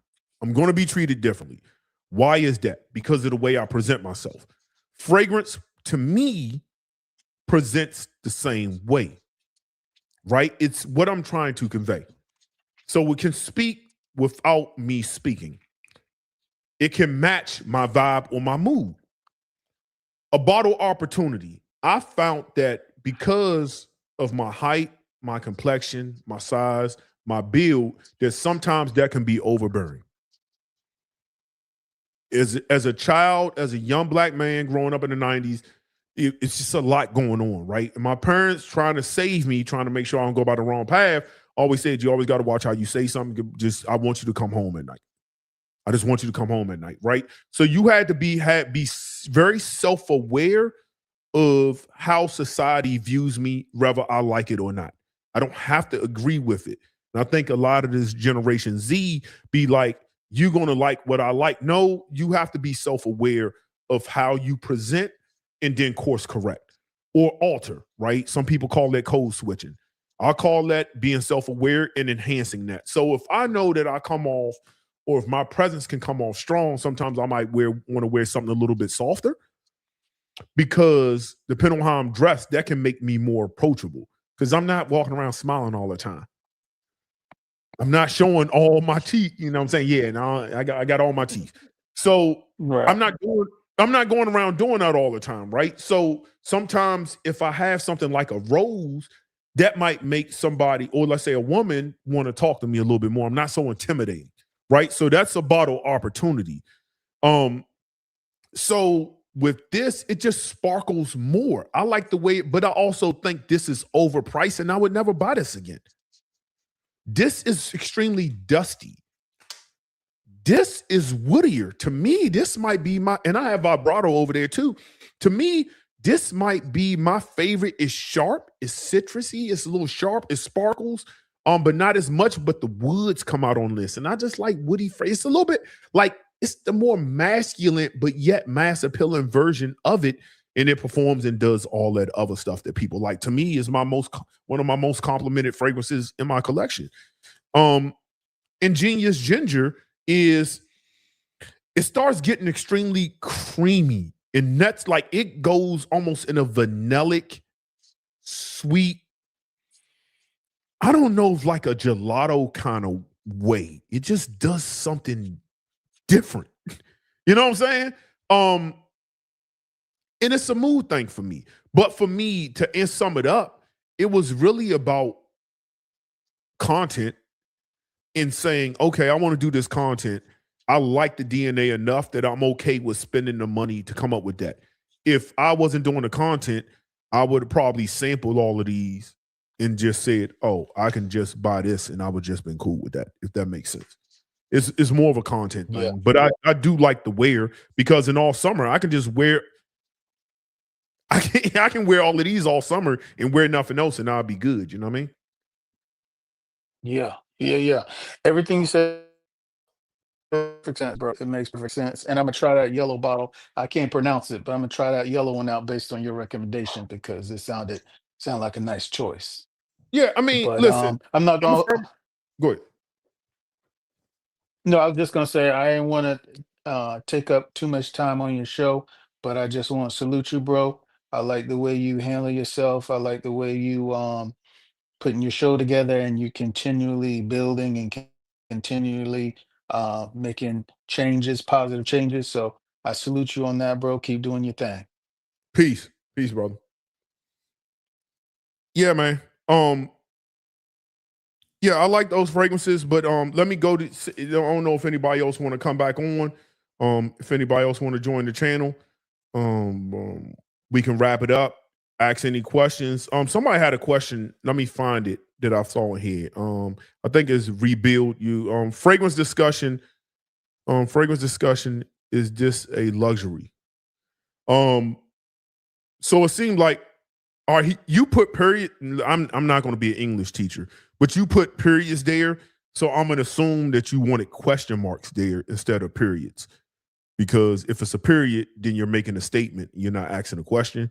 But I'm going to assume that you're asking a question. So you have like 4 questions. Because the way you use this, it's kind of a grammar thing for me. So fragrance discussion, is this a luxury? Yes, to me, fragrance is a luxury, right?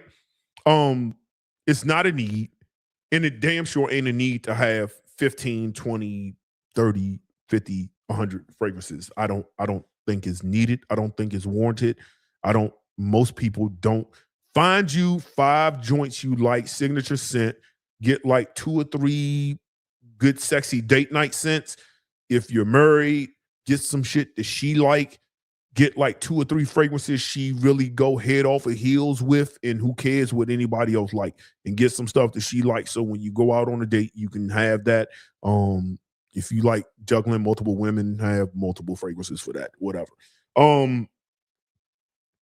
What I was going to say, but yes, it's a luxury because it's not a need. Water is a need. Air is a need. Blood in your body is a need because it's oxygen. Like, those are like needs. Roof, shelter. Fragrance is the least of my worries. I mean, 1999, bro, I had a run for like, I've had an epic run of years. And I only wore like 2 or 3 fragrances. Clinique Happy, Dolce & Gabbana by Aqua de Joao. I had Polo Sport. I was outside when Terry Mugler's Angel for Men first came. That was the first gourmand ever. I remember it was at Hex. If anybody remember Hex, before Macy's bought them out, it was Hex. And the lady at the counter was like, yo, we got this new fragrance. It got chocolate in it. It's an aphrodisiac. It was nothing like it. Terry Mugler's Angel for Men was the first. I had that. But, I mean, it was really my bangers. Clinique Happy, which was 1999, 2000 to 2001, 2001, 3, like 2000 to 2003, like Clinique Happy was it. I think I had Estee Lauder Pleasures. That was like some like short, but Clinique Happy was a run. Dolce & Gabbana by, that's the zebra bottle, was a heavy run. Izzy Miyake was like kind of like grown manish kind of thing. It was something, I think it's the veteran there. So I preferred Aqua de Joao. Other than that, like those runs, epic runs. I don't care about you, whatever panty droppers on the road, them shit done. Epic run. So yes, fragrance is a luxury. You don't need all of this. I'm in that part of that conversation.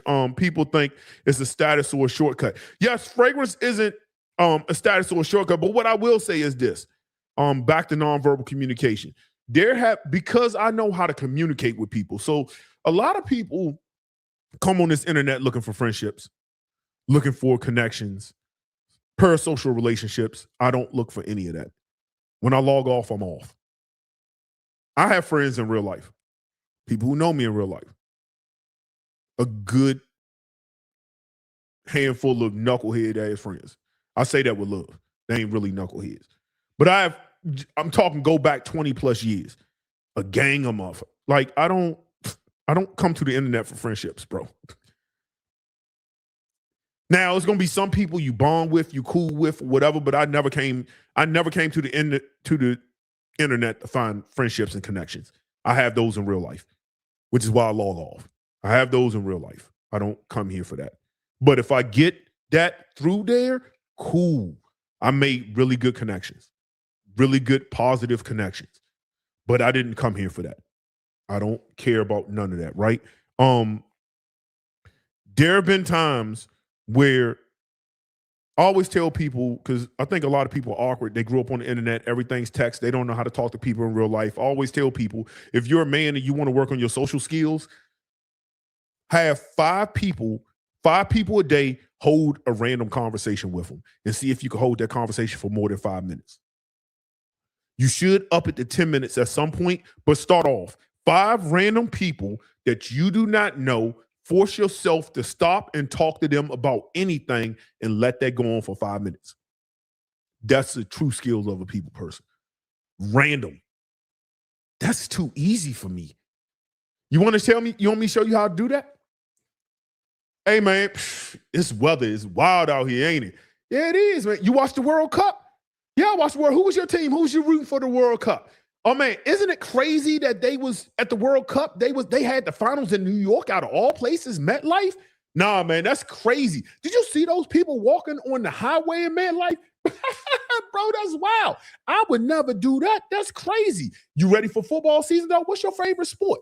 Oh, you like basketball? Oh, which team you like in basketball? Oh, the Wizards, we just drafted the #1 pick, man. I think they're going to do some well. Who you? Are you with the Lakers, man? The Lakers ain't hitting on nothing, shawty, man. Y'all the white Lakers. Y'all the Celtics now. Ha, ha, ha. Like, bro, I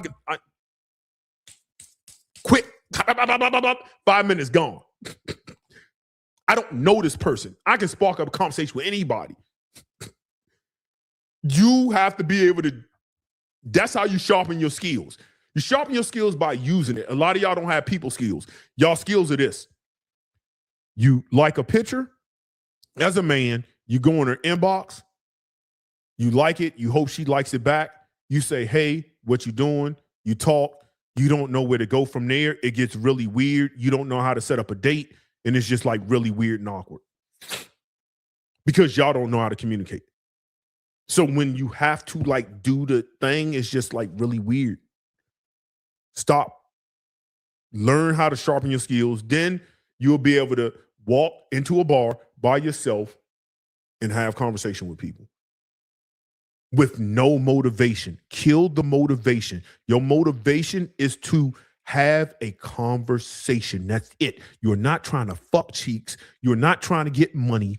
You just want to converse with humans. You want to get to know people without knowing people. And if you really got a skill, you'll get them to tell them something about themselves that they probably wouldn't. That's when you know your skill is on point.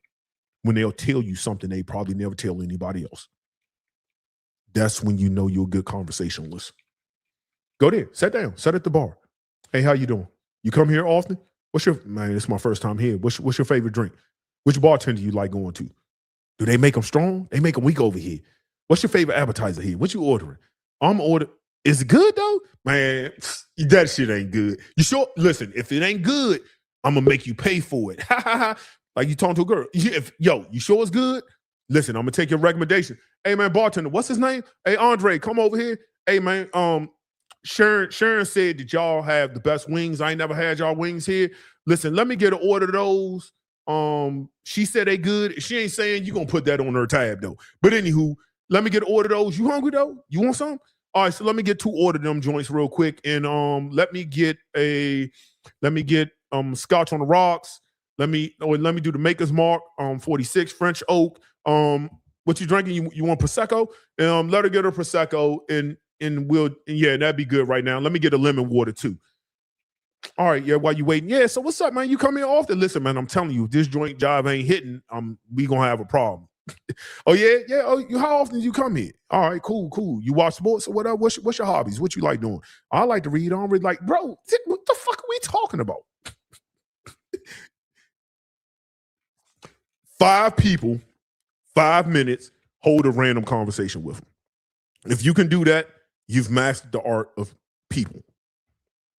And then from 5 minutes, go to 10 minutes. From 10 minutes, go to 20, and so on and so on and so on and so on. A lot of y'all will have less women problems if you just figure these things out. And listen, talk less, ask questions, shut up, let people talk. Questions, let them talk. Questions, let them talk. Listen when they talk, repeat what they say, follow-up questions. Follow-up questions of advancement. Advance the conversation. Read body language.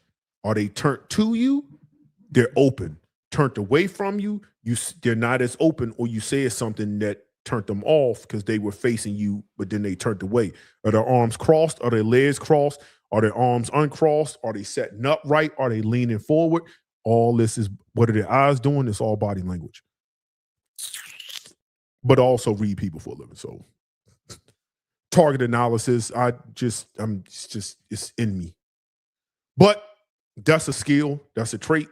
You gotta know how to read baseline norm, human behaviors. All humans do things the same. That's how you keep yourself safe.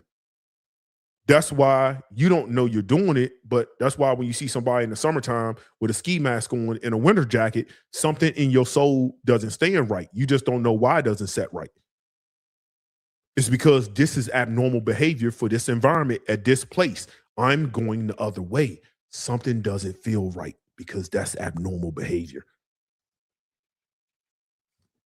Anyway, so status is shortcut. I've had conversations with people based on what I was smelling like that has saved me money in the long haul. But it was my form of nonverbal communication, which say, hey, man, what you smelling? Then we got to talking about fragrances. Then we start talking about business. And then it was like, I got this, you got this. Oh, man. And then we develop a friendship and then developing the other things into business relationships. So conversations can get you into places, and sometimes fragrance can be the device to open up that conversation. So will it get you into higher class society? No, not really. Work ethic and things work, but you can develop relationships by smelling good in general. You can close deals because it opens up the door. It doesn't build or represent wealth. I don't know who buys stuff to say represents wealth. I think people buy shit they like because it makes them feel good. It is a mood enhancer. That's like saying, why are y'all wearing tuxedos? It doesn't make you feel wealthy. I don't know, God damn it. I go to places where you need a black tie. So I own tuxedos. Why wouldn't I? I go to places where you need a black tie. Embassy events or whatever, you need a black tie. Why don't you own one as a man? It doesn't mean I'm wealthy. No, it makes me feel good. I don't know about you, but if I'm dressed like this and I'm dressed in a tuxedo, I feel totally different. Maybe you don't. I do. And it's no different than if I wear a tie, if I'm not wearing a tie, if I'm wearing a custom suit, if you got a trash suit on. It affects your mood. I don't know. If I'm in workout clothes, gym clothes, and I'm a tuxedo, I have a different mood. Do you not? There's psychology between that. How you present yourself. How you present yourself matters. And I'm telling you, when you present yourself a certain way, whether that's smell, look, hygiene, it's all a part of hygiene. How you cut your beard, is your beard uncut? Like people, is your hair cut? Is it not cut? How many times a man ain't had a haircut? He can't get no women. He get the fresh lineup. He getting all the women. Listen, bro, presentation matters in this world. It matters. So is fragrance everything? No, but it's the cherry on top of everything. I mean, if it makes you feel good, then it's good. I don't care how much it costs. How many people do you run into that wear fragrances?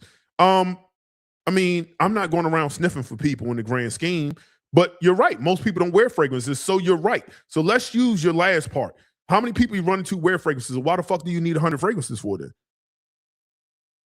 Since fragrance don't represent wealth, according to you, which it doesn't. So why do you have 100 fragrances? Why do you have 50 fragrances? Why do you have 60 fragrances? Why do you have 30 fragrances for? Who are you trying to impress? Everybody else doesn't wear fragrance, so why you just don't have one or two? See how that logic works backwards? Why do you just not have one or two? Why? Why are you buying more? It doesn't represent wealth. So you can say that to somebody who has a couple $1,000 bottles or whatever, but somebody who only has one or two fragrances and say, why do you have 100 fragrances? Well, who do you think that makes you feel? It doesn't represent wealth. You ain't got it like that. I mean, everybody, depending on the level you are, going to look at you the same way. Why you got 100 bottles? What you need 100 bottles for? You ain't going to wear all that. You would die before that goes out. So why you just don't have 2 or 3 fragrances? Why? Why do you need 60 fragrances? Why do you need 15 fragrances? Why? What's your point? So this is, it's an icebreaker. You're right. It's really, fragrances can be an icebreaker, bro. I'm telling you, as somebody who's a people's person, that fragrance can be an ice. Oh, somebody's here waiting. I ain't even see you. Sorry, it ain't pop up. I'm gonna go ahead and bring you in, brother. You ready? Give me a thumbs up when you're ready. I was talking. All right. I was just rambling, letting you come on. All right. We're gonna introduce you. I'm gonna put you on the big screen and introduce yourself to us. Absolutely. How are you, EQ? My name is Carlos, and thank you. Those are all my comments. So Okay. it gives me a great opportunity to kind of explain all that. So no, so those were my comments. Okay. So just really quickly, so my name is Carlos. I work in the affordable housing industry, right? So I've been in real estate development probably for the last 25 years. Nice. I've done all kind of scales of housing, right? Whether large subdivisions or just kind of single family stuff. But my point of kind of bringing that into the conversation is because I'm working in an environment where I genuinely am seeing people struggle, right? Like we understand Mm, what's happening in the real estate market right now.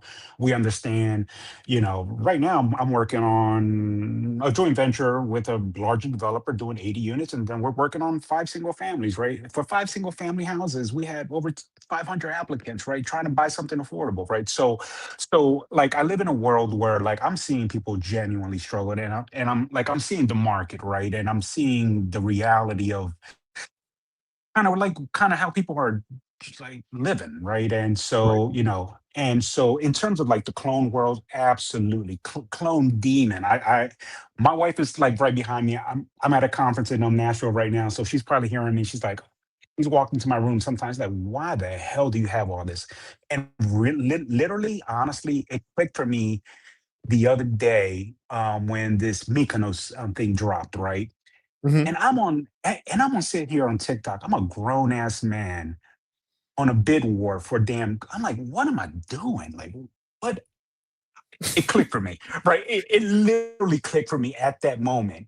And yeah, did I buy them? Absolutely. Literally as soon as they came in, I sold them. I'm like, how many imagination clothes do I need? Right? Like, you're absolutely correct. I was like, all right. And then your last video literally hit home for me. Like those 10 fragrances that he listed, 100% well within my reach. You know what I mean? And so what did I start doing? Started boxing my stuff up, started selling it. And I like sold it for like 30, 40% of what I got it. Okay. It gave Right. me an opportunity to learn about fragrance. I didn't know what vetiver was. I didn't know what a fougere was. I didn't know what vanillas were. I didn't understand what a chypre was, right? Like, I'm like, okay, now I learned, right? So that's where the clones for me was an amazing opportunity to learn, right? So, and I did it Mm, on the cheap. The danger is if you stay in that world for a long time, where like you start wide and you're chasing, and you build up shelves of stuff that I'm not reaching for this shit, right? Like, what am I doing? You know what I mm, mean? And so I was able to package and stuff.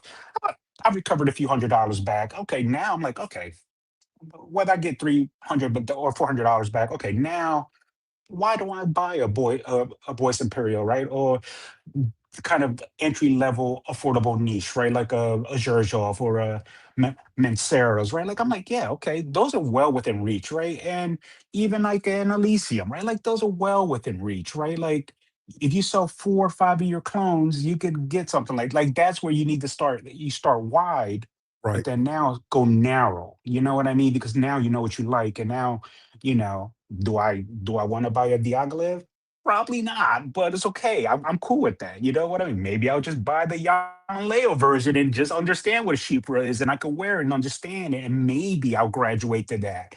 You know, but for me, look, and I'm sorry, and I'll cut it short, EQ. But for me, I look at it like real estate, right? No way can someone, and where the danger that I see in fragrance is I see people, it's literally the equivalent that I see daily where people want to jump into commercial development when they don't even know how to do a basic rehab. You know what I Mm, mean? You're like you want to jump from there to here when you don't even understand the basics, right? And that's where I think the clones or even some of these entry kind of affordable niche kind of allow you to learn, just learn. The problem is that if you don't learn and you stay in there, then you're just wasting money because it's easy to spend $40 at a time, and that's easy. And right. and when you look, you're like, damn, where'd my money go? You know what I mean? So sorry. So that's my rant. So Now stay on. See, here's yeah, what I've learned. My father told me this. When you're not the smartest person in the room, sometimes you got to shut up and listen, right? And you have a set of skills knowledge in real estate development. You made excellent points. That was the time for me to shut up and let you go because some gems were going to be taught about that. On the flip side, when we talked about the fragrances, we could have been at a bar now having these conversations.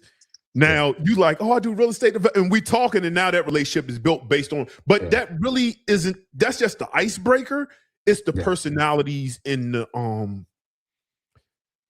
it's just who we are that will build that relationship, right? It's just it builds from there, right? It's like, oh, let's exchange numbers, let's exchange business cards, and then we're meeting up. But no, I 100% agree with you. Right now, this is a crazy economic time, and I don't think nobody should really be. Most of this, I've told you, don't need most of this back here that I have behind. I don't need it. I'm gonna be straight up honest. I don't. Most of it was content. Most of it's the fact that I wrote it off because my YouTube is on the LLC. So it was just it made sense where I can get things that I want.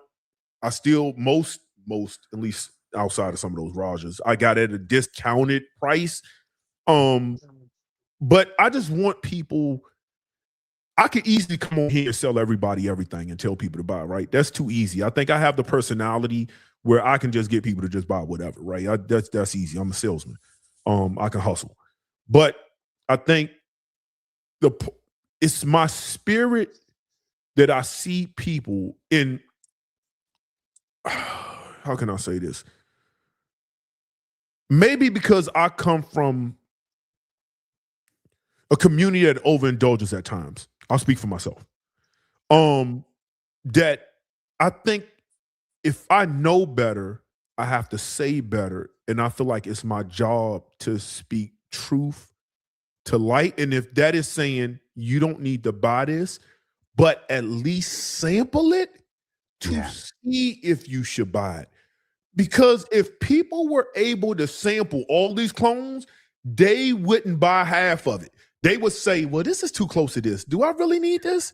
I'm cool. And they would do that with both. So that's just not a clone thing. I think that's with both this year. But the beauty with these is, for the most part, you can sample these.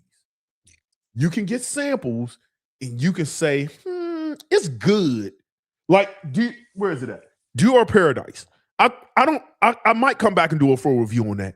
I'm not buying it. First of all, the longevity is kind of me. I'm not a longevity whore. But it's so basically flat that it's uninspiring. Is it good? Sure. But you get to a point you just be like, well, if I just want good, I can go to Zara and buy a fragrance for if I just want good, like. It's interesting. Because I'm like so now, right? So like 25 years of doing this, right? Whatever. And work for, public sector, private sector, nonprofit sector, whatever, right? And I've seen like just the transactional and how money works, right? And so now starting my own company, right? Because it's one thing to know how to do the thing, it's another thing to build the machine to do the thing, right? So now I'm part of masterminds and like spending a lot of money there. So I'm trying to do a capital raise, right? So I'm sitting with baby boomers and the level of wealth that they've been able to build, but also even just kind of talking to people, with really high net worths. And so here, absolutely, I'm trying to show up, represent myself, wear my fragrance, wearing whether it's something a Lafayette, street clone, which is the really good one that I found, which was the not the Game of Spades one. It's another one. But anyway, the point Right. is right. I'm showing up, suit, jacket. All these people with high net worths, literally like not wearing a fragrance. You know how I realized that it was just like a simple watch, it's simple, but they look so basic. But you would never know that these people had money. But right, because I'm trying to impress them because Right. I'm trying to show like I'm trying to show up and say, hey, look, know my shit, right? And look, let's just be honest. And I think it's also we're men of color, right? Like Yes. I'm around mediocre white men all the time, and not I don't Yes. want to disrespect any man, but I deal with this daily. I 100%. I have to go the extra mile. I have to show up differently. You know what I mean? And it's not because I feel like I'm less, but I feel like I just need to represent. I need to show up Like you got to prove yourself. to prove myself because I'm dealing with mediocre white men all the time. And I get it. Look, it's just a reality of my world. And so I think fragrance, and my comments were not to disparage. I'm just trying to say to people, guys, like, yes, we have to show up, whether it's a clone, whether it's the real thing, whatever. But it's like you said, that is part of just the entire wardrobe. Like I literally plan like what I'm going to wear. Okay, what type of, like, what am I going to smell that day? Who am I going to be meeting with that day, right? I don't want to overpower the room, or maybe that day, yeah, I'm going to whatever, right? But I just need to plan accordingly, and so I just think that, you look, man, that's just a real, because look, all the content creators that I'm watching, I love watching you. I love watching is it Dedrick? I love watching him, Right. right? But we're men of color who are trying to live and walk through a world where we have to show up differently. You know what Mhm. I mean? And so I just think that that's a reality. And I just want us to understand that it's part of the overall story. It's not the entire story. It's not the Absolutely. shortcut. That's all my comments were just trying to say, man. And fragrance for me, it is absolutely a feeling, absolutely, absolutely. So it's Right. part of the overall package. That's all. And so it's interesting because when I'm talking to people that I'm trying to raise capital, whether they're going to be equity investors or hard money lenders, whatever the case may be, I'm like, damn, like this guy didn't even he looked like he didn't even bathe today. Right. Why? Right. Well, it's okay. Look, you know what? It's not about him. It's how I choose to, show up in the world. You know what I mean? So that's all. Yeah, That's I totally agree with you. And sometimes I wonder if that's an insecurity or is that the way of the world. So yeah. my daughters, I'm both my daughter's biggest fans, right? Um, my father always told me that his goal was for me to be better than him, right? And as a man, I don't know if I still measure up to him. I'm still lucky enough to have my father, but Mhm. that's how we feel about our fathers. If we were lucky enough to have them, not everybody has that. I That's don't right. know if I ever measure up to him, but to some of us who had active fathers, if you had them in your life, they're like on a pedestal. That's just you. You feel like you always want to measure up to your pops, right? And I love that man to death. I don't Mhm. want to get on a ramble because just the thought of him and just still being able to have him and talk to him and feel him and be in his presence shares a tear to my eye. But I want to pass forward because I don't want to cry. Um, that he always just said, I want you to be better than me, right? I want you to be able to navigate this world better than me. And from a monetary standpoint, I probably made 4 times what he's ever made. Um, and for my children, it was how can I put them in a space better than me? And I navigate between teaching them about themselves, but also not raising them with a limited mindset, right? Because we grew up in the 90s and it was just times were different. Yes. Times were different. Different world, man. And it's a different world.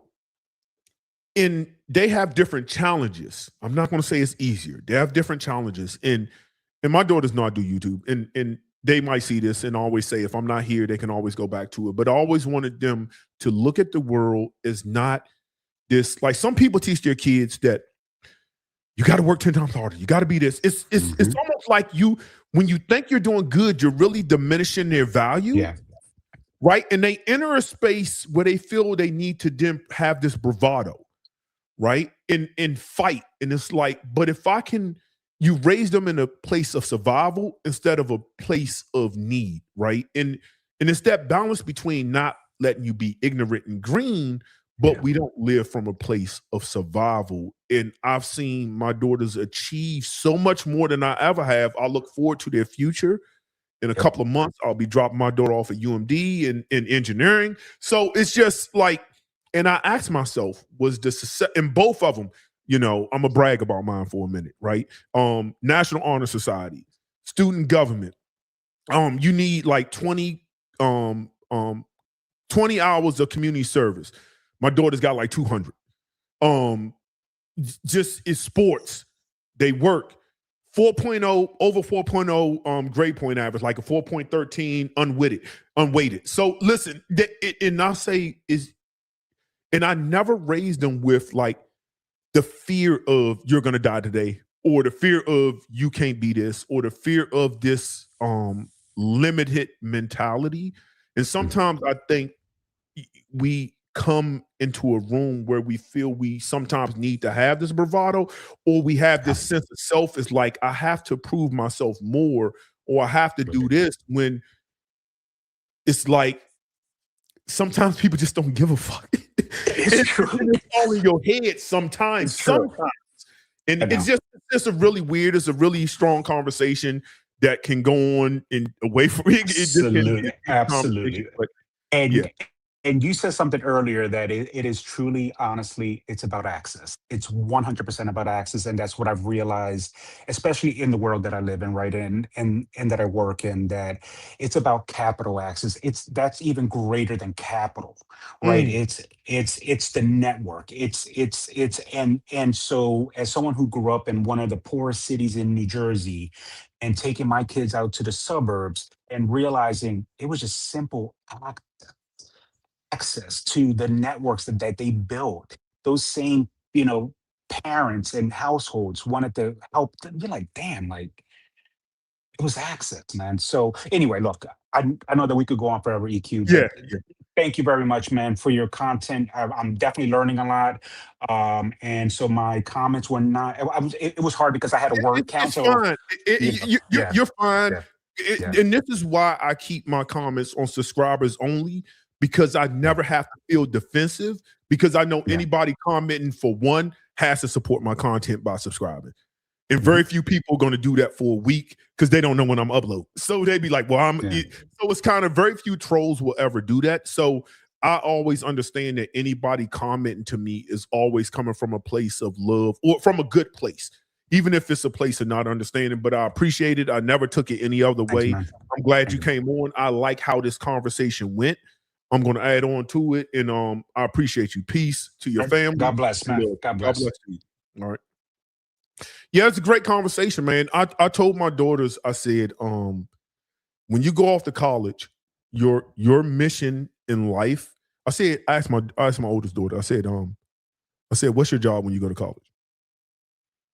Because I've always raised them in this. I always told them that their network is their net worth.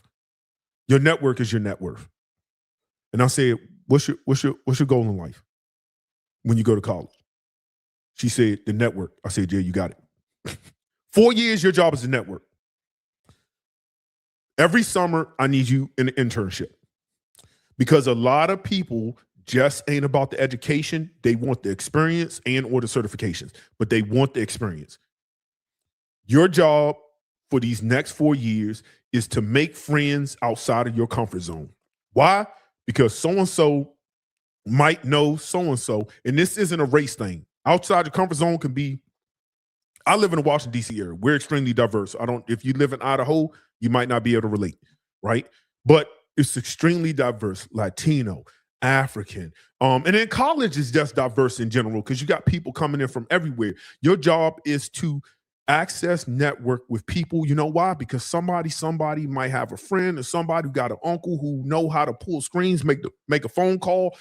How you present yourself, how you conduct yourself, how you carry yourself goes a long way. When you leave this house, you have my name. You better represent. When you walk out the goddamn door, you better represent. Your job is to network. You can burn those bridges, you can build them. Build or destroy. Figure it out. And that's your mission. You have fun, be a kid. I expect you to get grades, yes. But even when you get, most of the time when you go to these jobs, they don't even care what your grade point average is. Do you have the degree? Yeah. All right, cool. What's your experience? It's really weird. But who you know and how you network is extremely important. How you present yourself, and look at fragrance as a way to present yourself. And if you need that extra oomph to kind of get you where you need to be, I think fragrance is a good mood enhancing thing to help you get to the next level and out the door. Listen, man, I appreciate the conversation. I'm gonna see if I can read some more comments. You know, I know a lot of people came on here maybe that thought I was gonna, you know, get into some mess. No, I'm just gonna talk some truth, some wisdom, and people gonna take it or whatever. I expect some people to counter video it, but you know, I challenge anybody who want to counter video. Come on, I come on your channel, you come on my channel, we can get to it. I'm prepared for it. But just know, if you counter video, the first question I'm gonna ask you is, you tagging all your videos? If not, then just I don't think it's a conversation you want to have with me, because the first thing I'm gonna do is say you tag all your videos. And then while you're talking, I'm gonna check and see if all your vehicles tag. I got nothing but time on my hands. And the moment I start finding them, I'm gonna be like, well, why you ain't do that? So it's just be prepared for that. I could have blindsided you, but just know I'm not doing that. Let me see. Bought a sample of Diaghilev and made it cheaper, but honestly, it's very situational. Diaghilev isn't even in my top 10 Rajas. It's not my top 10. And to be totally honest, if I wanted that, I'll do 21. RDHP 21, I think, is a more modern version of Diaghilev. I should probably sell my Diaghilev because I'm just not going to reach for it. It's a good cheaper. It is like, but I could have really did with a 10 ml of that, and that 10 ml would last me till I died, because I'm just never going to reach for that, if I'm going to be totally honest. So I should probably sell that one day. Let me see. This good brother, Everbill, he has a dope channel. He got his own channel. I'm gonna follow you, bro. Let me just go to his channel real quick. Oh, he do got a channel. Okay, I'm gonna follow you, bro. I'm subscribed. Subscribe, and let me hit your alerts. Boom, I'm following you, bro. Anybody who wanna show him some love, show him some love. Show him some love. Rebuild. Just hit the, if you're on your phone, just hit the joint, and it should take you to the profile when you hit his name, and then go to his channel, hit him with a subscribe, show him some love. Blah, blah, blah, blah, blah. I think that's it. I don't expect nobody else to come on. I don't expect nobody to challenge anything I was going to say. Most people know they doing wrong. Most people know they getting free bottles and they're not tagging it. That's an integrity issue. How y'all support that content or not that's up to y'all. I don't care either way. It ain't my problem at the end of the day. But here's what I will say, and I'll end it at this. If you're a fragrance content, we know we have trolls. Everybody has a thing of trolls. At any given time, a troll could report your page to the FTC. I'm never going to do it. I don't give a shit enough. But if somebody start reporting your stuff to the FTC and get your page demonetized, the only person's fault that's going to be is your own. The only person's fault that's going to be is your own. You know right from wrong. If you don't know, you watch this video. Now you know right from wrong. You should have known before you started uploading, because it's there. Right from wrong. What you do with said information once you know right from wrong is a character flaw. It's a character flaw. Does that make you a good person or a bad person? I don't know. But it's a character flaw nonetheless. But with that being said, I think we're good here. We ain't gonna have no music outro. We're at 2 hours and 40-something minutes. I appreciate it. Please hit the like button on the way out. Clearly no challengers. But listen, tomorrow I plan on going live. We're gonna get to these fragrances. Yeah, we sheesh.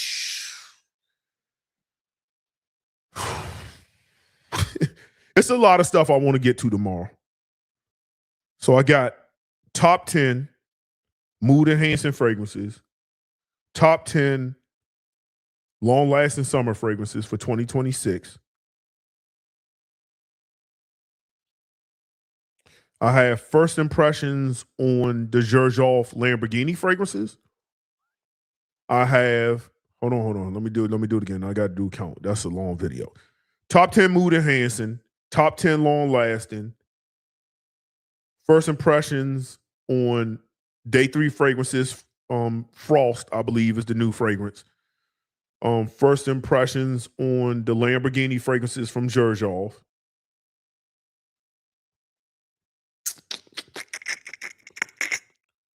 And I think I should give my full review on, because I've been wearing the hell out of that. Like, I got a dent in that Zara Raw fragrance. I like that a lot.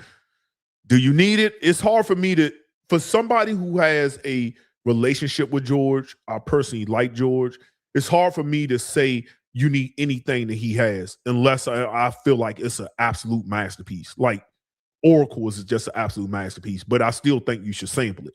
But it's just hard for me to say that because I just don't want bias to creep in. But I'm have enough self-awareness to know that it is. But I just think that's a good lemon fragrance and it don't smell like lemon cleaner. I like that a lot for a summer fragrance. Do you need it? It's up to you.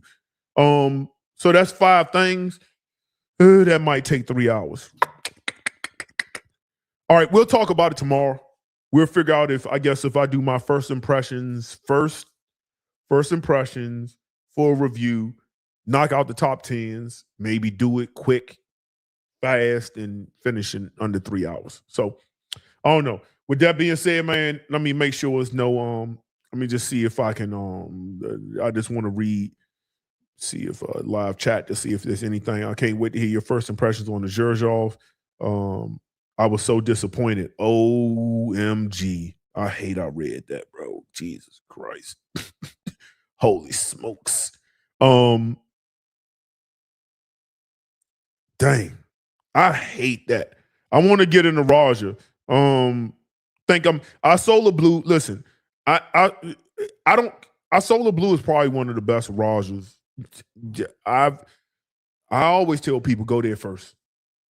I'm always going to say go there first. Yes, I think RDH. I think Harrods Parfum Pour Homme is the better citrus over. Well, I don't really know. It kind of is. They like 1A and 1B. But because that's such an exclusive, you can't get that on discounters. I just feel like our Solar Blue you can get for $170. It is a no-brainer, bro. And it just, you can wear that anywhere, any place, any go. Like, it might be my favorite Raja of all time.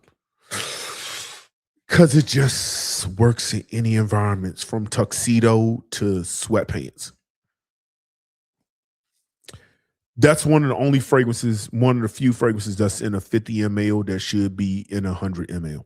It should really be there. But anyway, with that being said, listen, man, I'm not guaranteeing.